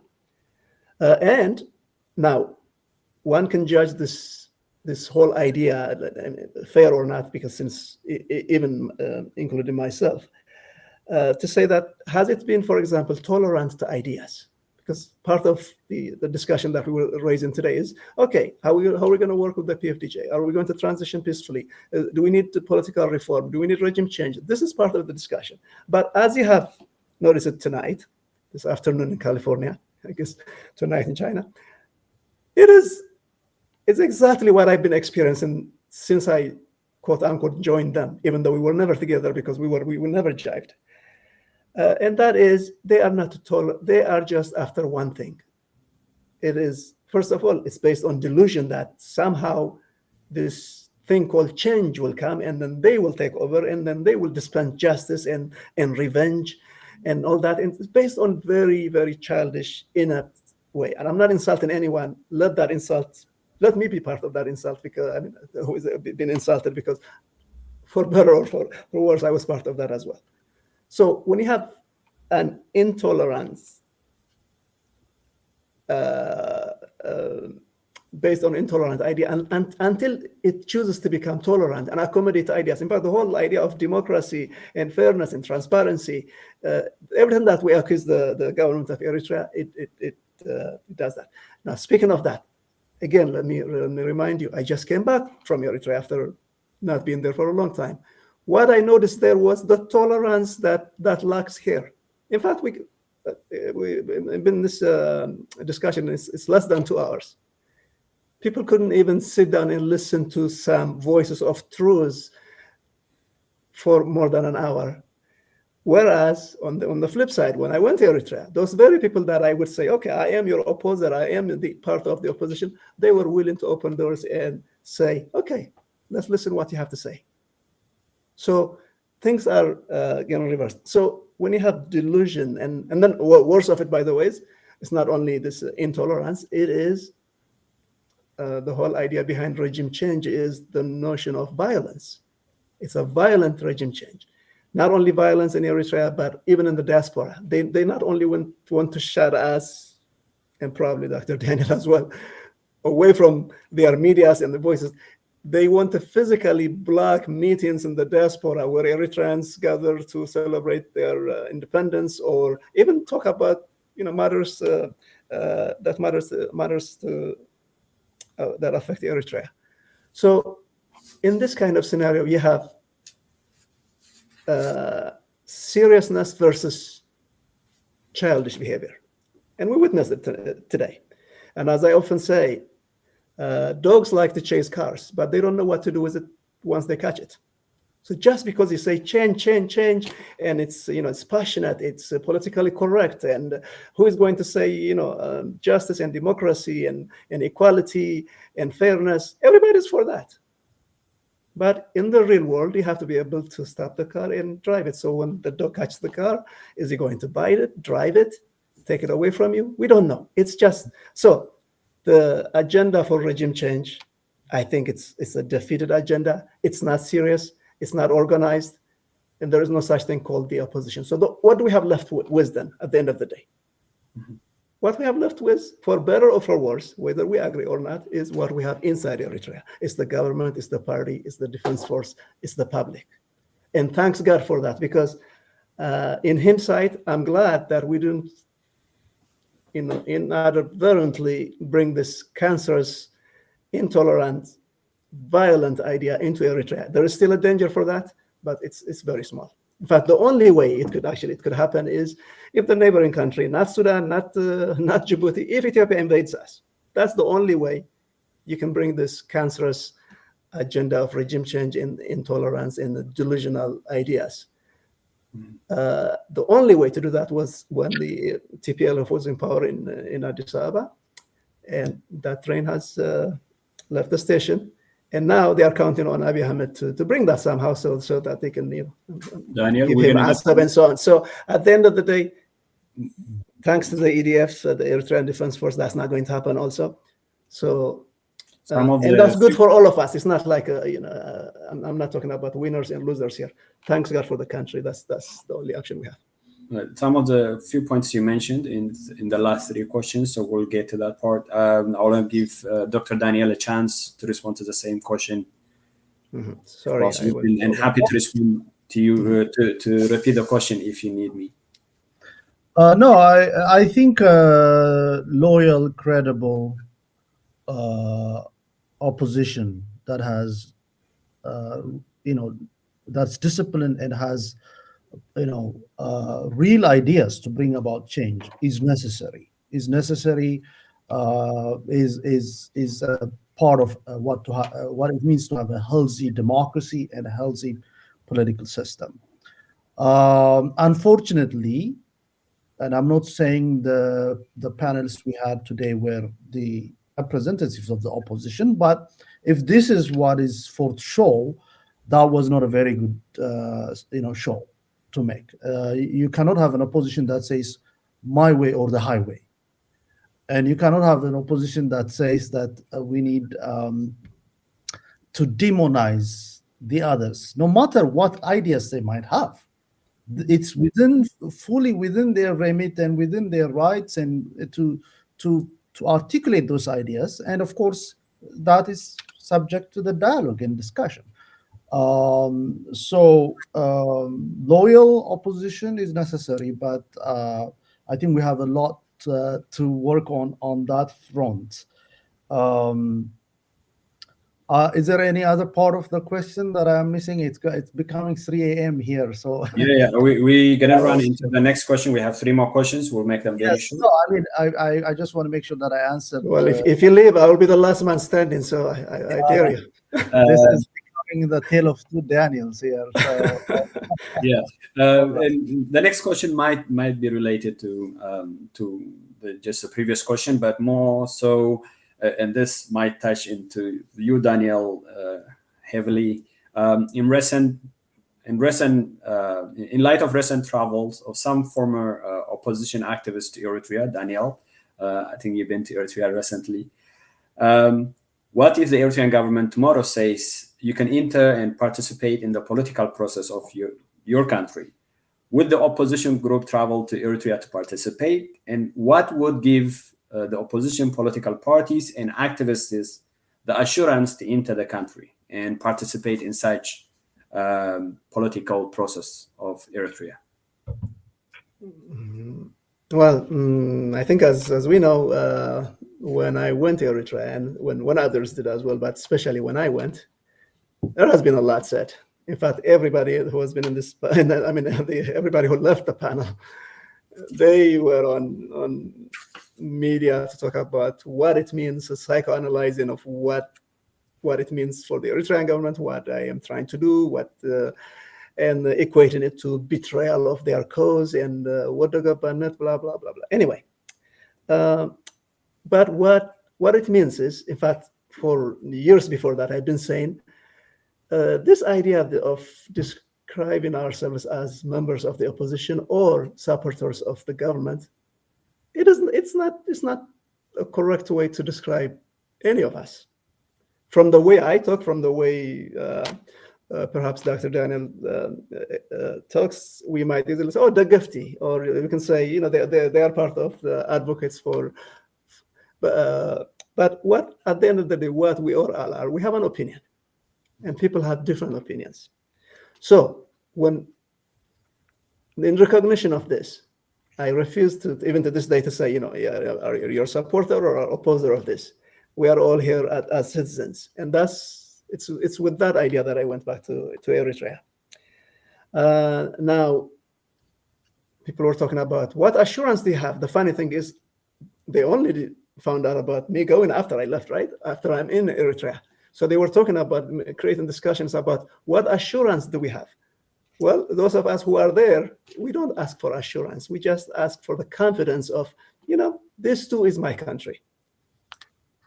So what people should not be, at this time, people shouldn't be looking for assurance. In fact, people say, okay, until the constitution is implemented and my rights are all guaranteed on paper, I am not going.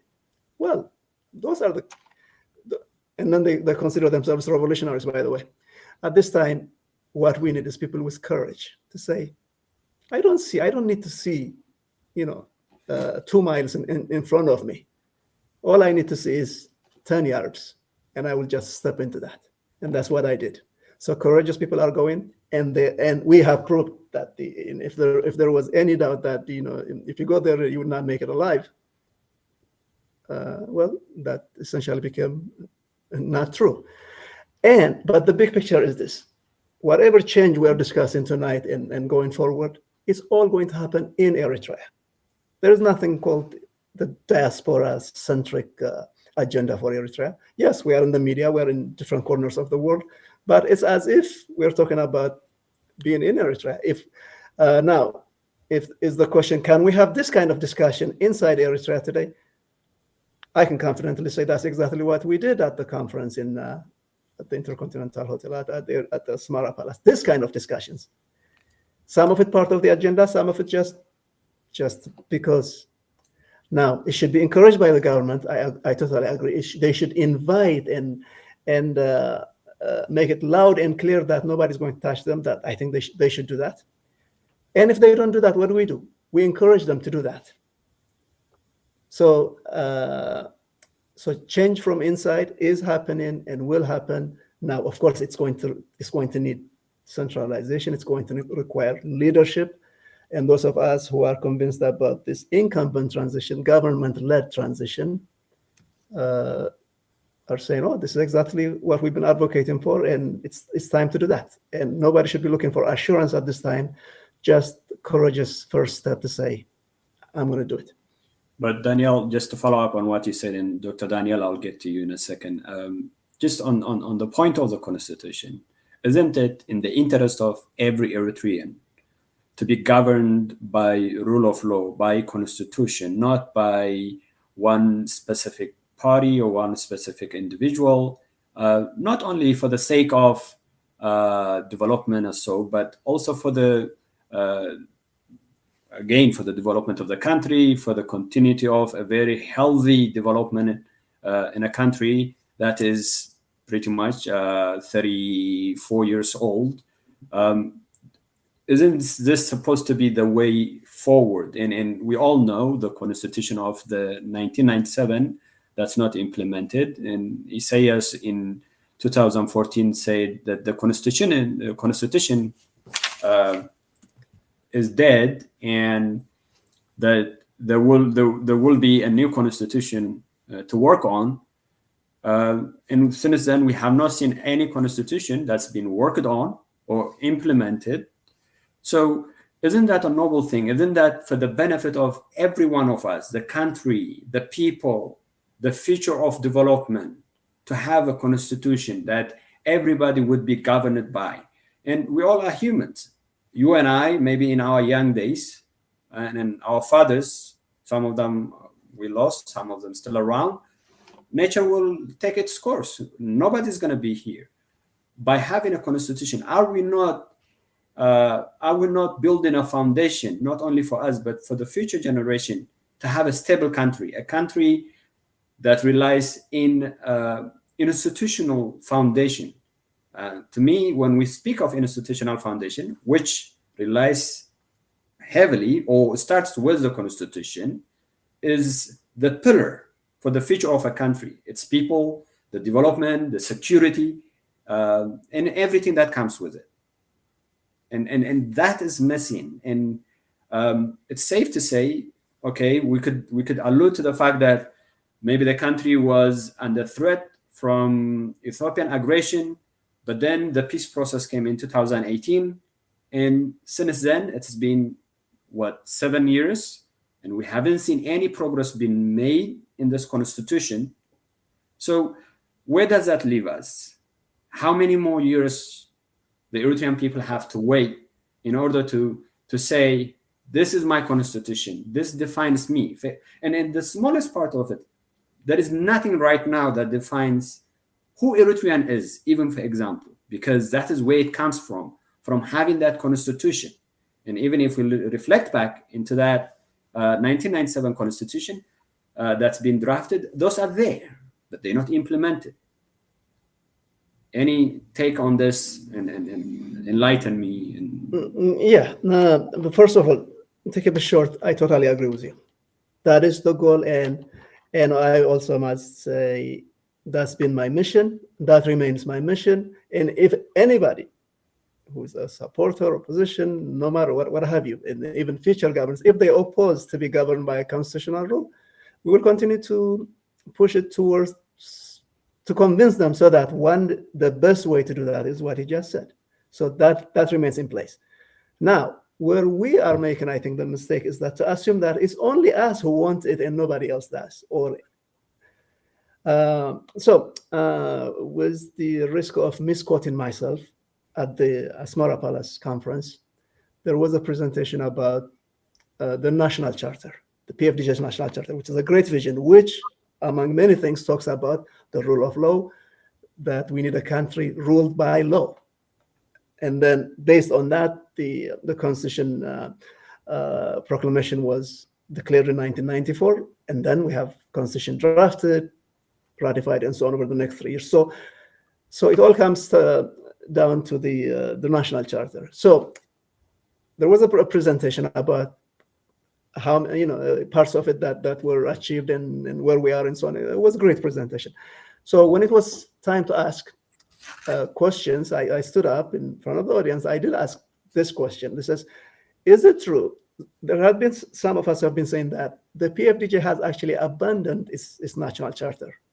That's why it doesn't want to implement the Constitution or anything that mentions it. Can you, tell me right now that the PFDJ is still committed to its national charter and to everything that's in it?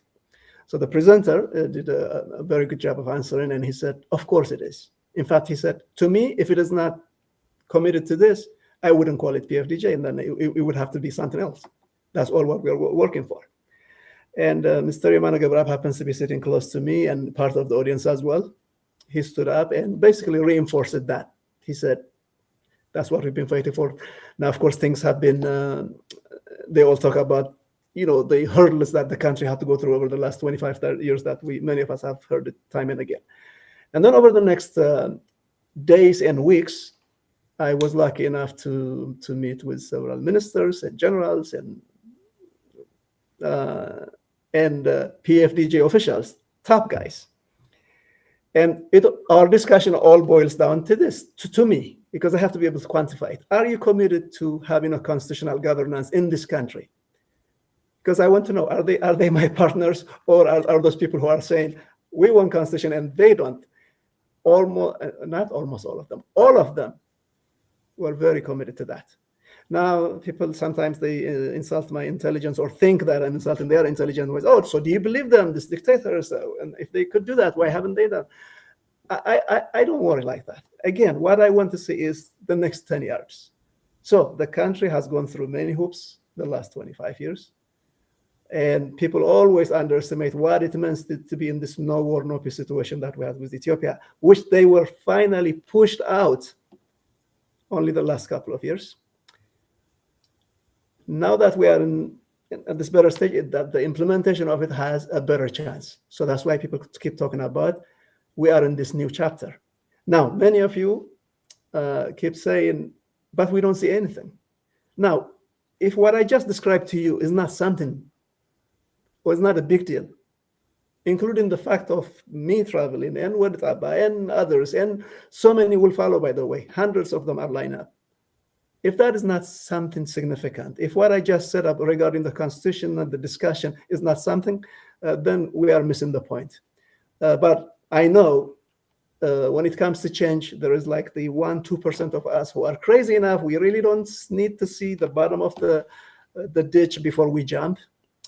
And then there are some people who want to see every step so that they can safely say, I have assurance. Obviously, there is a difference. But we have to be able to recognize patterns here. And the pattern is, I think, in the right direction and needs work. And we can't take it for granted. And like I said to you, Miran, that is my life's mission. So if it's going to take 20 years from now, I will keep pushing for it. But it will not be violent. It will not be at the cost of national harmony. Thank you. Dr. Daniel, we've been keeping you for a while, so go ahead. For both. No, it's great it's wonderful to hear Daniel's perspective and experience and from his trip and the ideas he gathered from the government officials. So that's a very, very nice update. Thank you. Well, I think constitutional governance is a no-brainer. We have to have ultimately a modern state. Okay, a modern state has to have some sort of accountability and rule of law, and constitutional governance is part of that.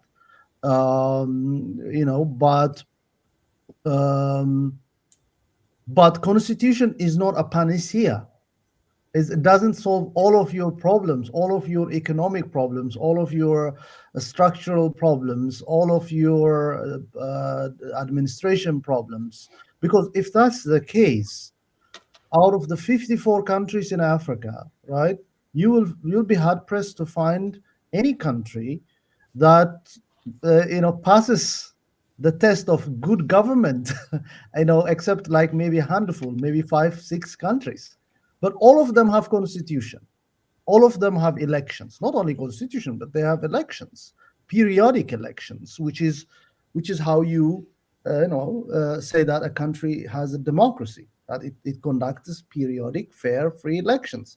But this dispensation has not solved the problems of these countries, and the governments that exist are corrupt. They are wasting and mismanaging the resources of their country's resources. And therefore, what I'm saying is that constitution is not something that you just wave a magic and solve all of your problems. And what do we mean by implementation of the constitution? Right? We have to be really very critical about that. Everybody says, of course, what we mean is that we don't have constitutionalism, meaning we don't have a constitutionally elected government, right? That's what we mean. Like we've not had an elections of the National Assembly, right? Which was scheduled for December 2001, right? And was postponed. So that's what we mean. Elections of the National Assembly, right? And then of course the election of the president, according to the constitution. Actually, some people confuse that election, we have direct presidential election according to, no. Okay, that's what we mean. It does not mean aspects of the constitution have not been implemented, right? So there is a list of rights and duties in the constitution, correct? Right? The constitution enumerates, the Eritrean constitution enumerates the rights of the Eritrean citizens, right? Education, health, and all those things, and also the duties of the Eritrean citizen, including the national service and so on, right? So that's being implemented based on secondary laws that we have, right? So it's a technical definition, like, aspects of the constitution is being implemented. Now, constitutional governance is an ongoing thing. It takes time. You cannot achieve it overnight. You have to have the ingredients going into it, such as a strong national identity, everybody believing that in the Eritrean state, in the Eritrean in Eritrean nationalism, that these things are important, right? Have we fostered and cultivated these things going in so far? That's the question we have to answer. The United States Constitution, right, remains incomplete till this day. All right? It, for example, does not guarantee the American people the right to free education. It does not guarantee the American people the right to living wage and housing. 250 years after its implementation, right? So it's not something we can achieve overnight. But who should decide on whose timetable should we have elections? What kind of elections? I mean, do they have to be multi-party elections, right? Do we have to have two big parties, or do we have to have proportional representations of many parties, right? These are questions that Eritreans have to decide within Eritrea, within the government, on their own timetable. No one from outside, right, either peacefully by some color orange revolution or by violent overthrow of the government, should decide for us what kind of government we should have, right? This has to be decided by Eritreans, within Eritreans, on their own timetable in a pragmatic sense. And I will go back to sequencing. What should come first? At this moment, what should come first? To go back to Daniel's main point, coming back to normalcy, modernizing the wartime economy, right? Going to a peaceful time economy, economic development, increased foreign direct investment to create jobs, so that when we demobilize the people in the army, they have a decent jobs to go to, right?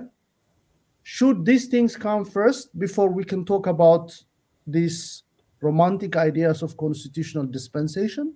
That's a question we have to decide, and we have to interrogate. Unfortunately, as we have seen from the other side today, they're not prepared, right, to entertain any of these practical, pragmatic questions that have to be answered, even if all of us were agreed to, about having a constitutional government in Eritrea. Dr. Daniel, just to press on what you said and sort of a follow-up. Now, Eritreans, we know them by nature, including you, me, Daniel, hardworking society that doesn't even expect something from the government. An Eritrean, you live free. They would work hard. They would earn what they need to earn. They would build what they need to build. They would farm and harvest. And this will take me to 2014, when the Eritrean government invited many investors to invest in their home country. And there were many investors, many capable investors, who went to Asmara Intercontinental Hotel. I believe that was where the meeting took place. And they were invited to invest, in a sense. And this comes to what you just raised. Imagine tomorrow we have huge number of military personnel that might need to that you might need to lay off or leave them to start about their life given to the prolongation of the national service after serving 18 months, which many are more than that time. Now, don't you need your own people? And don't you need to give assurance for your own people to have them build their businesses and be able to hire and build economy, and in which the government will also make money to its coffers out of taxation. But then what we've seen of all those people who went to that conference, almost close to all of them decided to not invest. And we see them today invest in countries such as Juba, Uganda, Angola, South Africa. Now, why would you hold your own people from investing in their own country, which in turn would help the government or governance or running many public sectors, healthcare, education, and many other things out of the taxation? And why wouldn't you make that harmonized environment for your own people to invest in their own country? And we cannot just, bluntly block it, the fact that Eritreans who live in the diaspora are spending most of their money in places such as before war in Sudan, now in Ethiopia and Uganda. What is that reason? Why is that happening? Why can't we benefit from our own people? Why can't we allow them exercise and go past this nationalism? Let's go past this nationalism. You keep on mentioning about development, progress. Nothing should stop that. Even if the country is at war, should not stop people from investing in their own country. In fact, you need their investment, and you need to give them the necessary assurance to invest in their own country, not in a neighboring country, not in a foreign country. Many Eritreans, in fact, struggle not knowing what to do with their money, and they cannot invest it in their home country. Well, I think that's what we need to discuss, which is what kind of economic reforms we need to implement in Eritrea at the moment.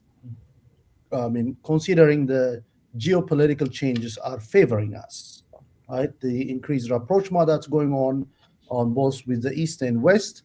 What kind of economic reforms would revive the private sector and would allow people in the diaspora, and we have great Eritreans and amazing professionals and business men and women who can come back and revive the private sector. So this economic revolution, we don't need a military revolution or regime change. What we need is economic revolution. What do we need to do? What kind of ideas we can generate to help the government implement this in a phased manner, right? That is the question we could have discussed, or we could discuss in the future. And I think that's when an opposition, right, will help you. A real, constructive, productive, disciplined, creative opposition will generate ideas that will allow you to implement them. Now, developing a national economy is a very complex matter, and I think we need probably a separate discussion on this. What is the best way to develop an economy I hate to use third world, in the global south where we are from, in Africa, Asia? What's the best way to develop a national economy when you don't have it to begin with, right? This is a subject for great debate, right? Is it through the private sector? Is it through the public sector? Is it through a combination of that? Or is it through first public investments in critical areas, such as I mentioned, health, education, and so on, followed by the liberalization of the economy, right? So it's not as simple as inviting people to come in. I mean, we can talk about economics of scale. We can talk about many things. It's not as simple as just allowing people to come. The right set of policies to really repatriate, rehabilitate, bring back diaspora to Eritrea, and we can get a lot of foreign direct investment, even from our own people. And I think this is really something we can discuss more and other ideas. All right. I do agree that economic investment, economic involvement does take a session in its own. Perhaps we can go ahead with the last two questions. In recent days, there has been growing fear of war breaking out again between Eritrea and Ethiopia. What is your message to the Eritrean people should another war start?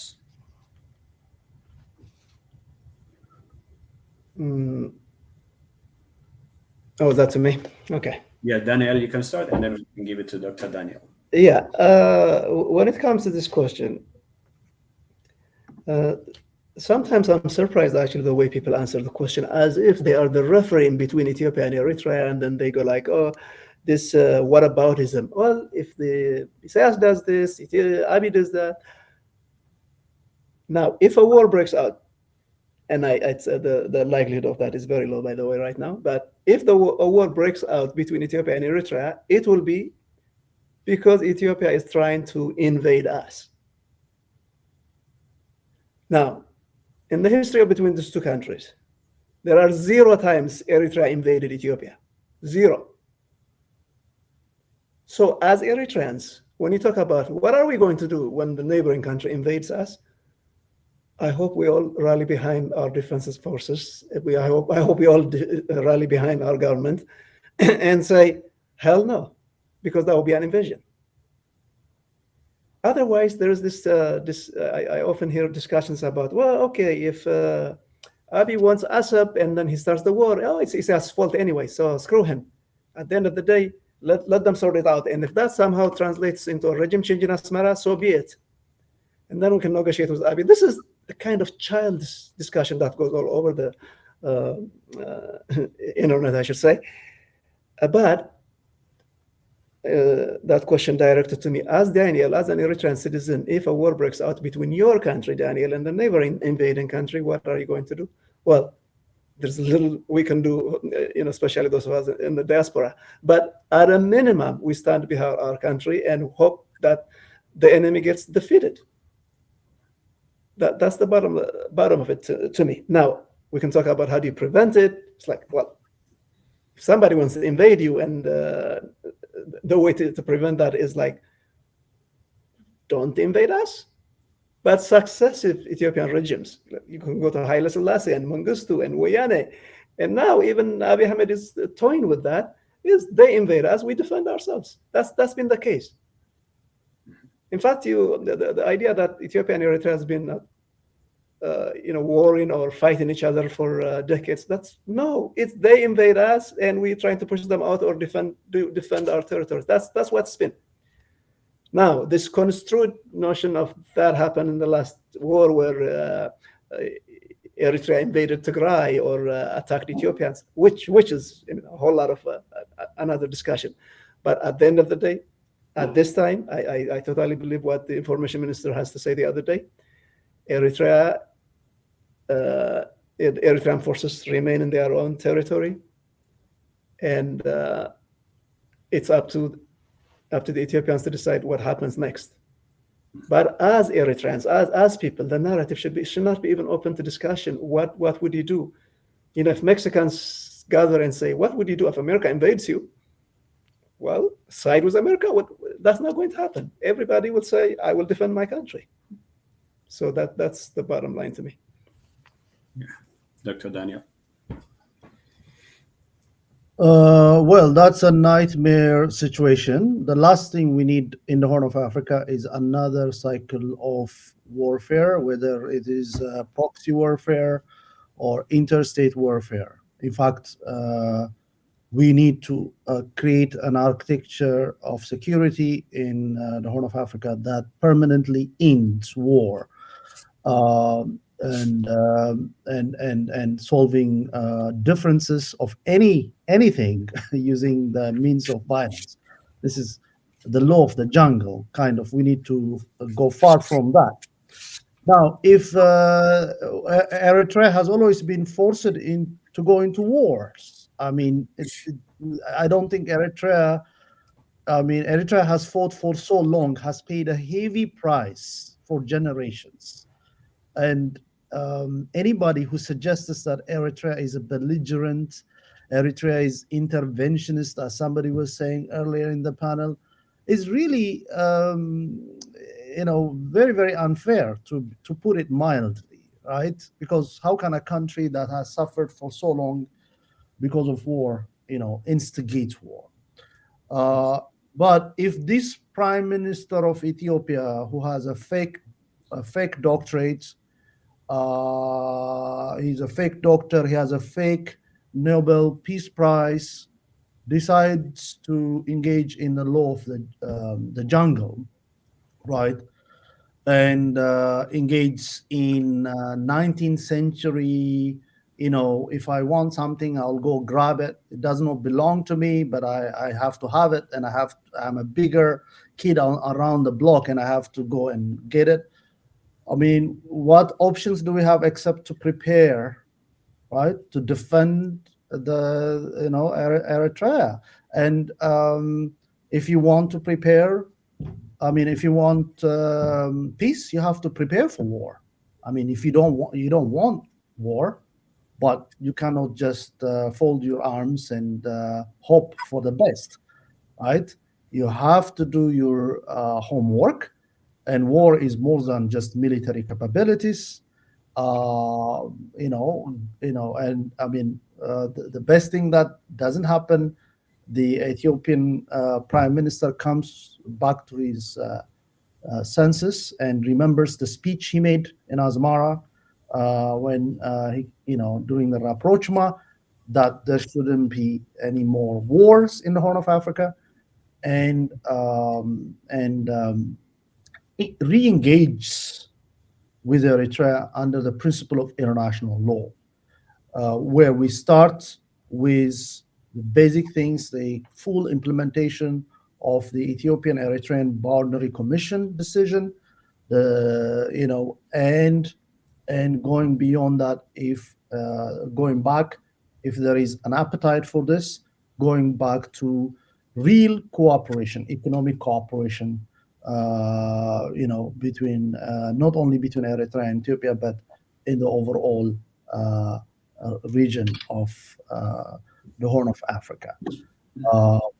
But the threat is real. As I think I opened with that, right? Things could go either way.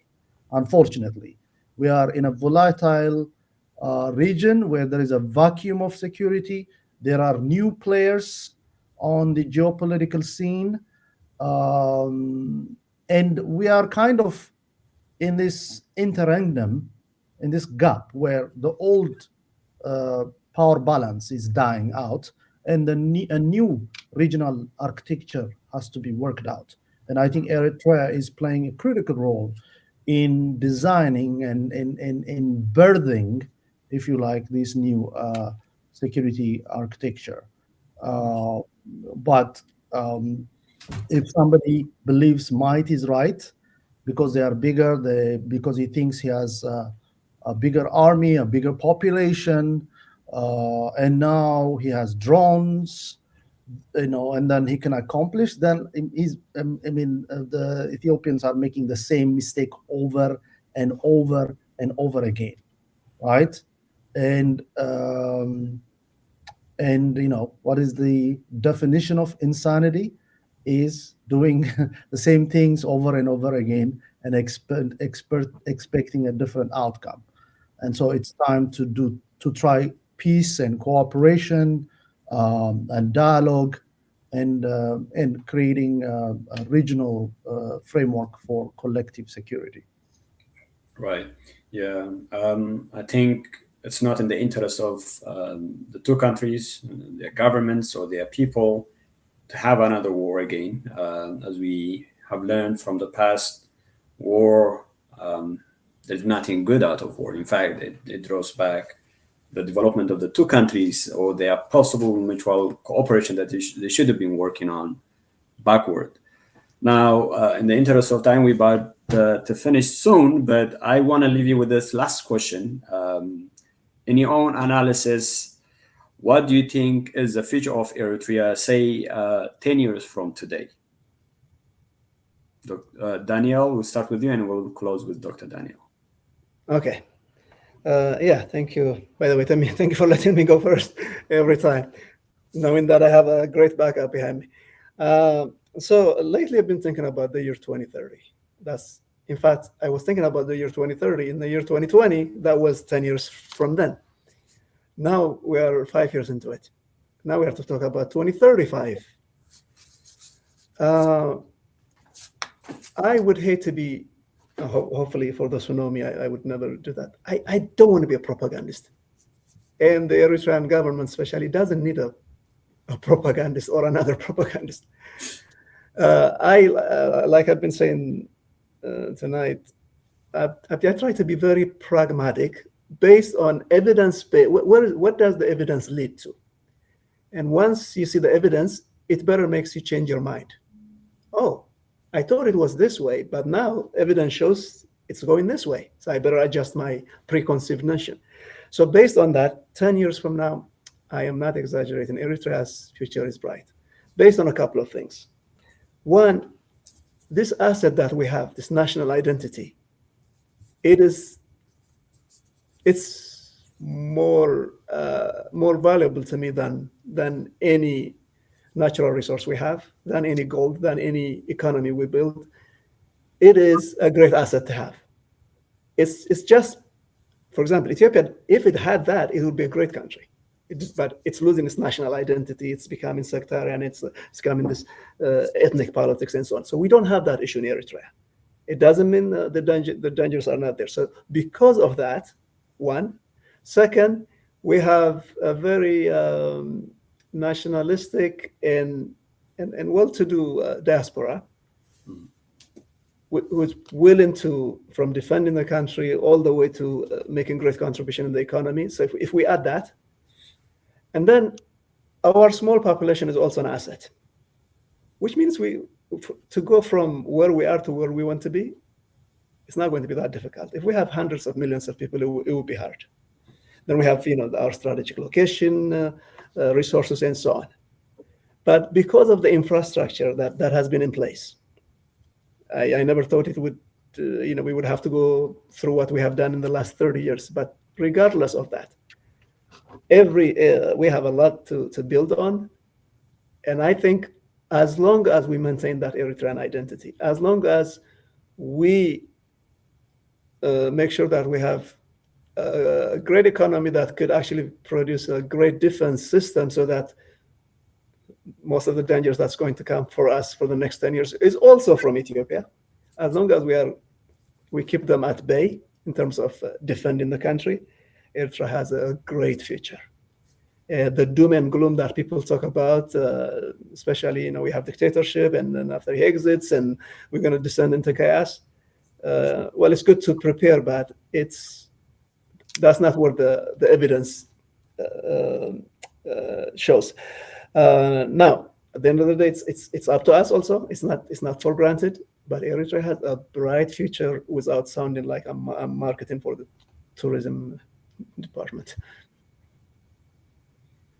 Dr. Daniel, we've been keeping you for a very long time, even that it's early morning in China, but you have the last word. Well, Meron, thank you, Daniel, thank you, and the panelists. Thank you very much for creating this opportunity for us to discuss the past and the future of Eritrea. I think, as I tried to say in the beginning, I think Eritrea has the ingredients of becoming a successful, stable, and prosperous nation in the next 10 years, as you put it. I think the worst probably is behind us. And that's a little bit of optimism on my part there, but the worst is behind us, and we are coming out of the if you like, the tunnel, and we can see the light at the end of the tunnel, and this light is is gonna get brighter and stronger in the next 10 years. What are the ingredients that make make for a success in Eritrea? It's a sense of great national identity, as Moxie Daniel pointed out.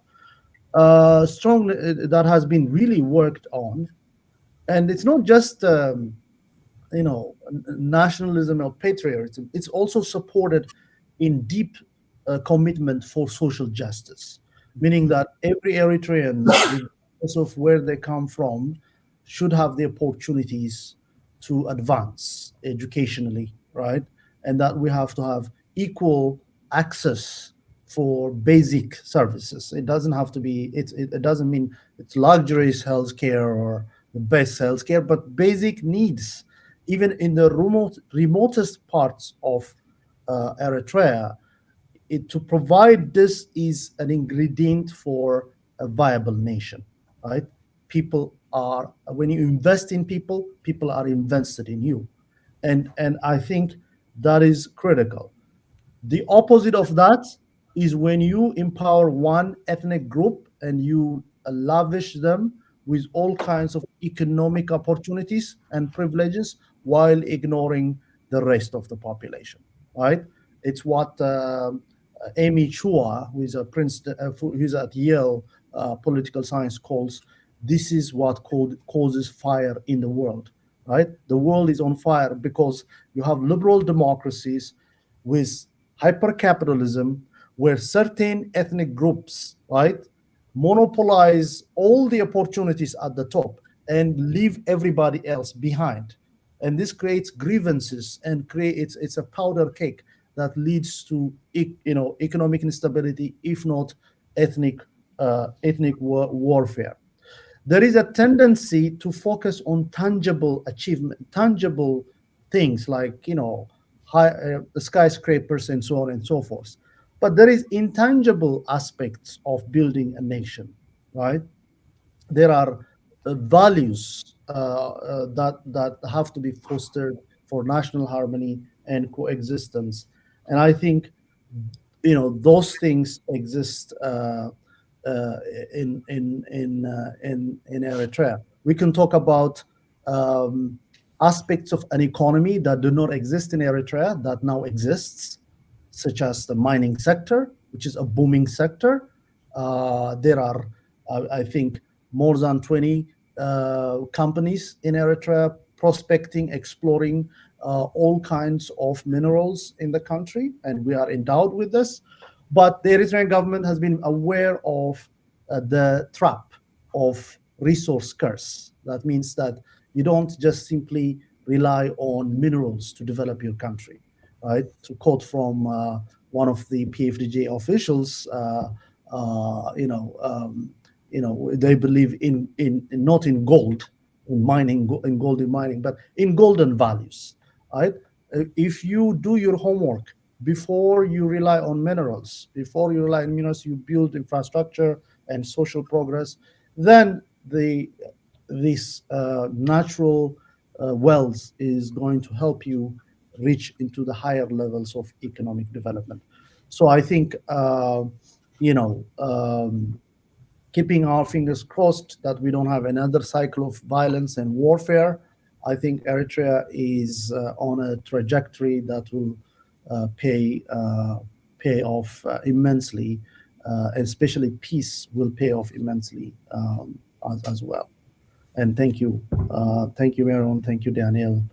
Really enjoyed being a part of this discussion. Well, I think I'm grateful for you sticking around until the last part of the panel and indulging me with your thoughts, with your expertise in the area. Thank you both. Thank you, Dr. Daniel and Daniel. Especially Dr. Daniel, I think it's supposed to be your sleeping time, but we keeping you up at night. So I admire you. Yeah. I apologize for that, and we admire you deeply. I guess when we start, I set out to bring people, I had this idea that we Eritreans with opposing views, with different ideas, could come in one table, because the table is always a place where you can discuss and have worked on your ideas and your objectives, because we can get better ideas. It doesn't mean there is wrong ideas, but there is always better ideas from one another, and then we can learn from one another. And my hope is this. My hope, in fact, a good friend of mine was also reminding me the same thing that I hope to, is that we can have different ideas, but we should be able to respect one another in our discussion and present what we know of, what we think is good for the country, and we should be able to venture into our daily things as friends and as people from the same country. So I hope we will have more discussion like this. I hope more people will show up, and it doesn't have to be just at Berkeley. I encourage many Eritreans who are in many other institutions to take advantage of where they are and to try to create such discussions among one another. And I want to say thank you to Saleh Gadi Johar, to you, Dr. Daniel Ogbaharia, to Dr. Salam Kidane, Daniel Tahlai, Kebraab Haile Gergis, and our co-moderator, Professor Emeritus Edmund J. Keller. And it's my hope that one day we will have this kind of discussion, much more insightful, educational discussion in Asmara.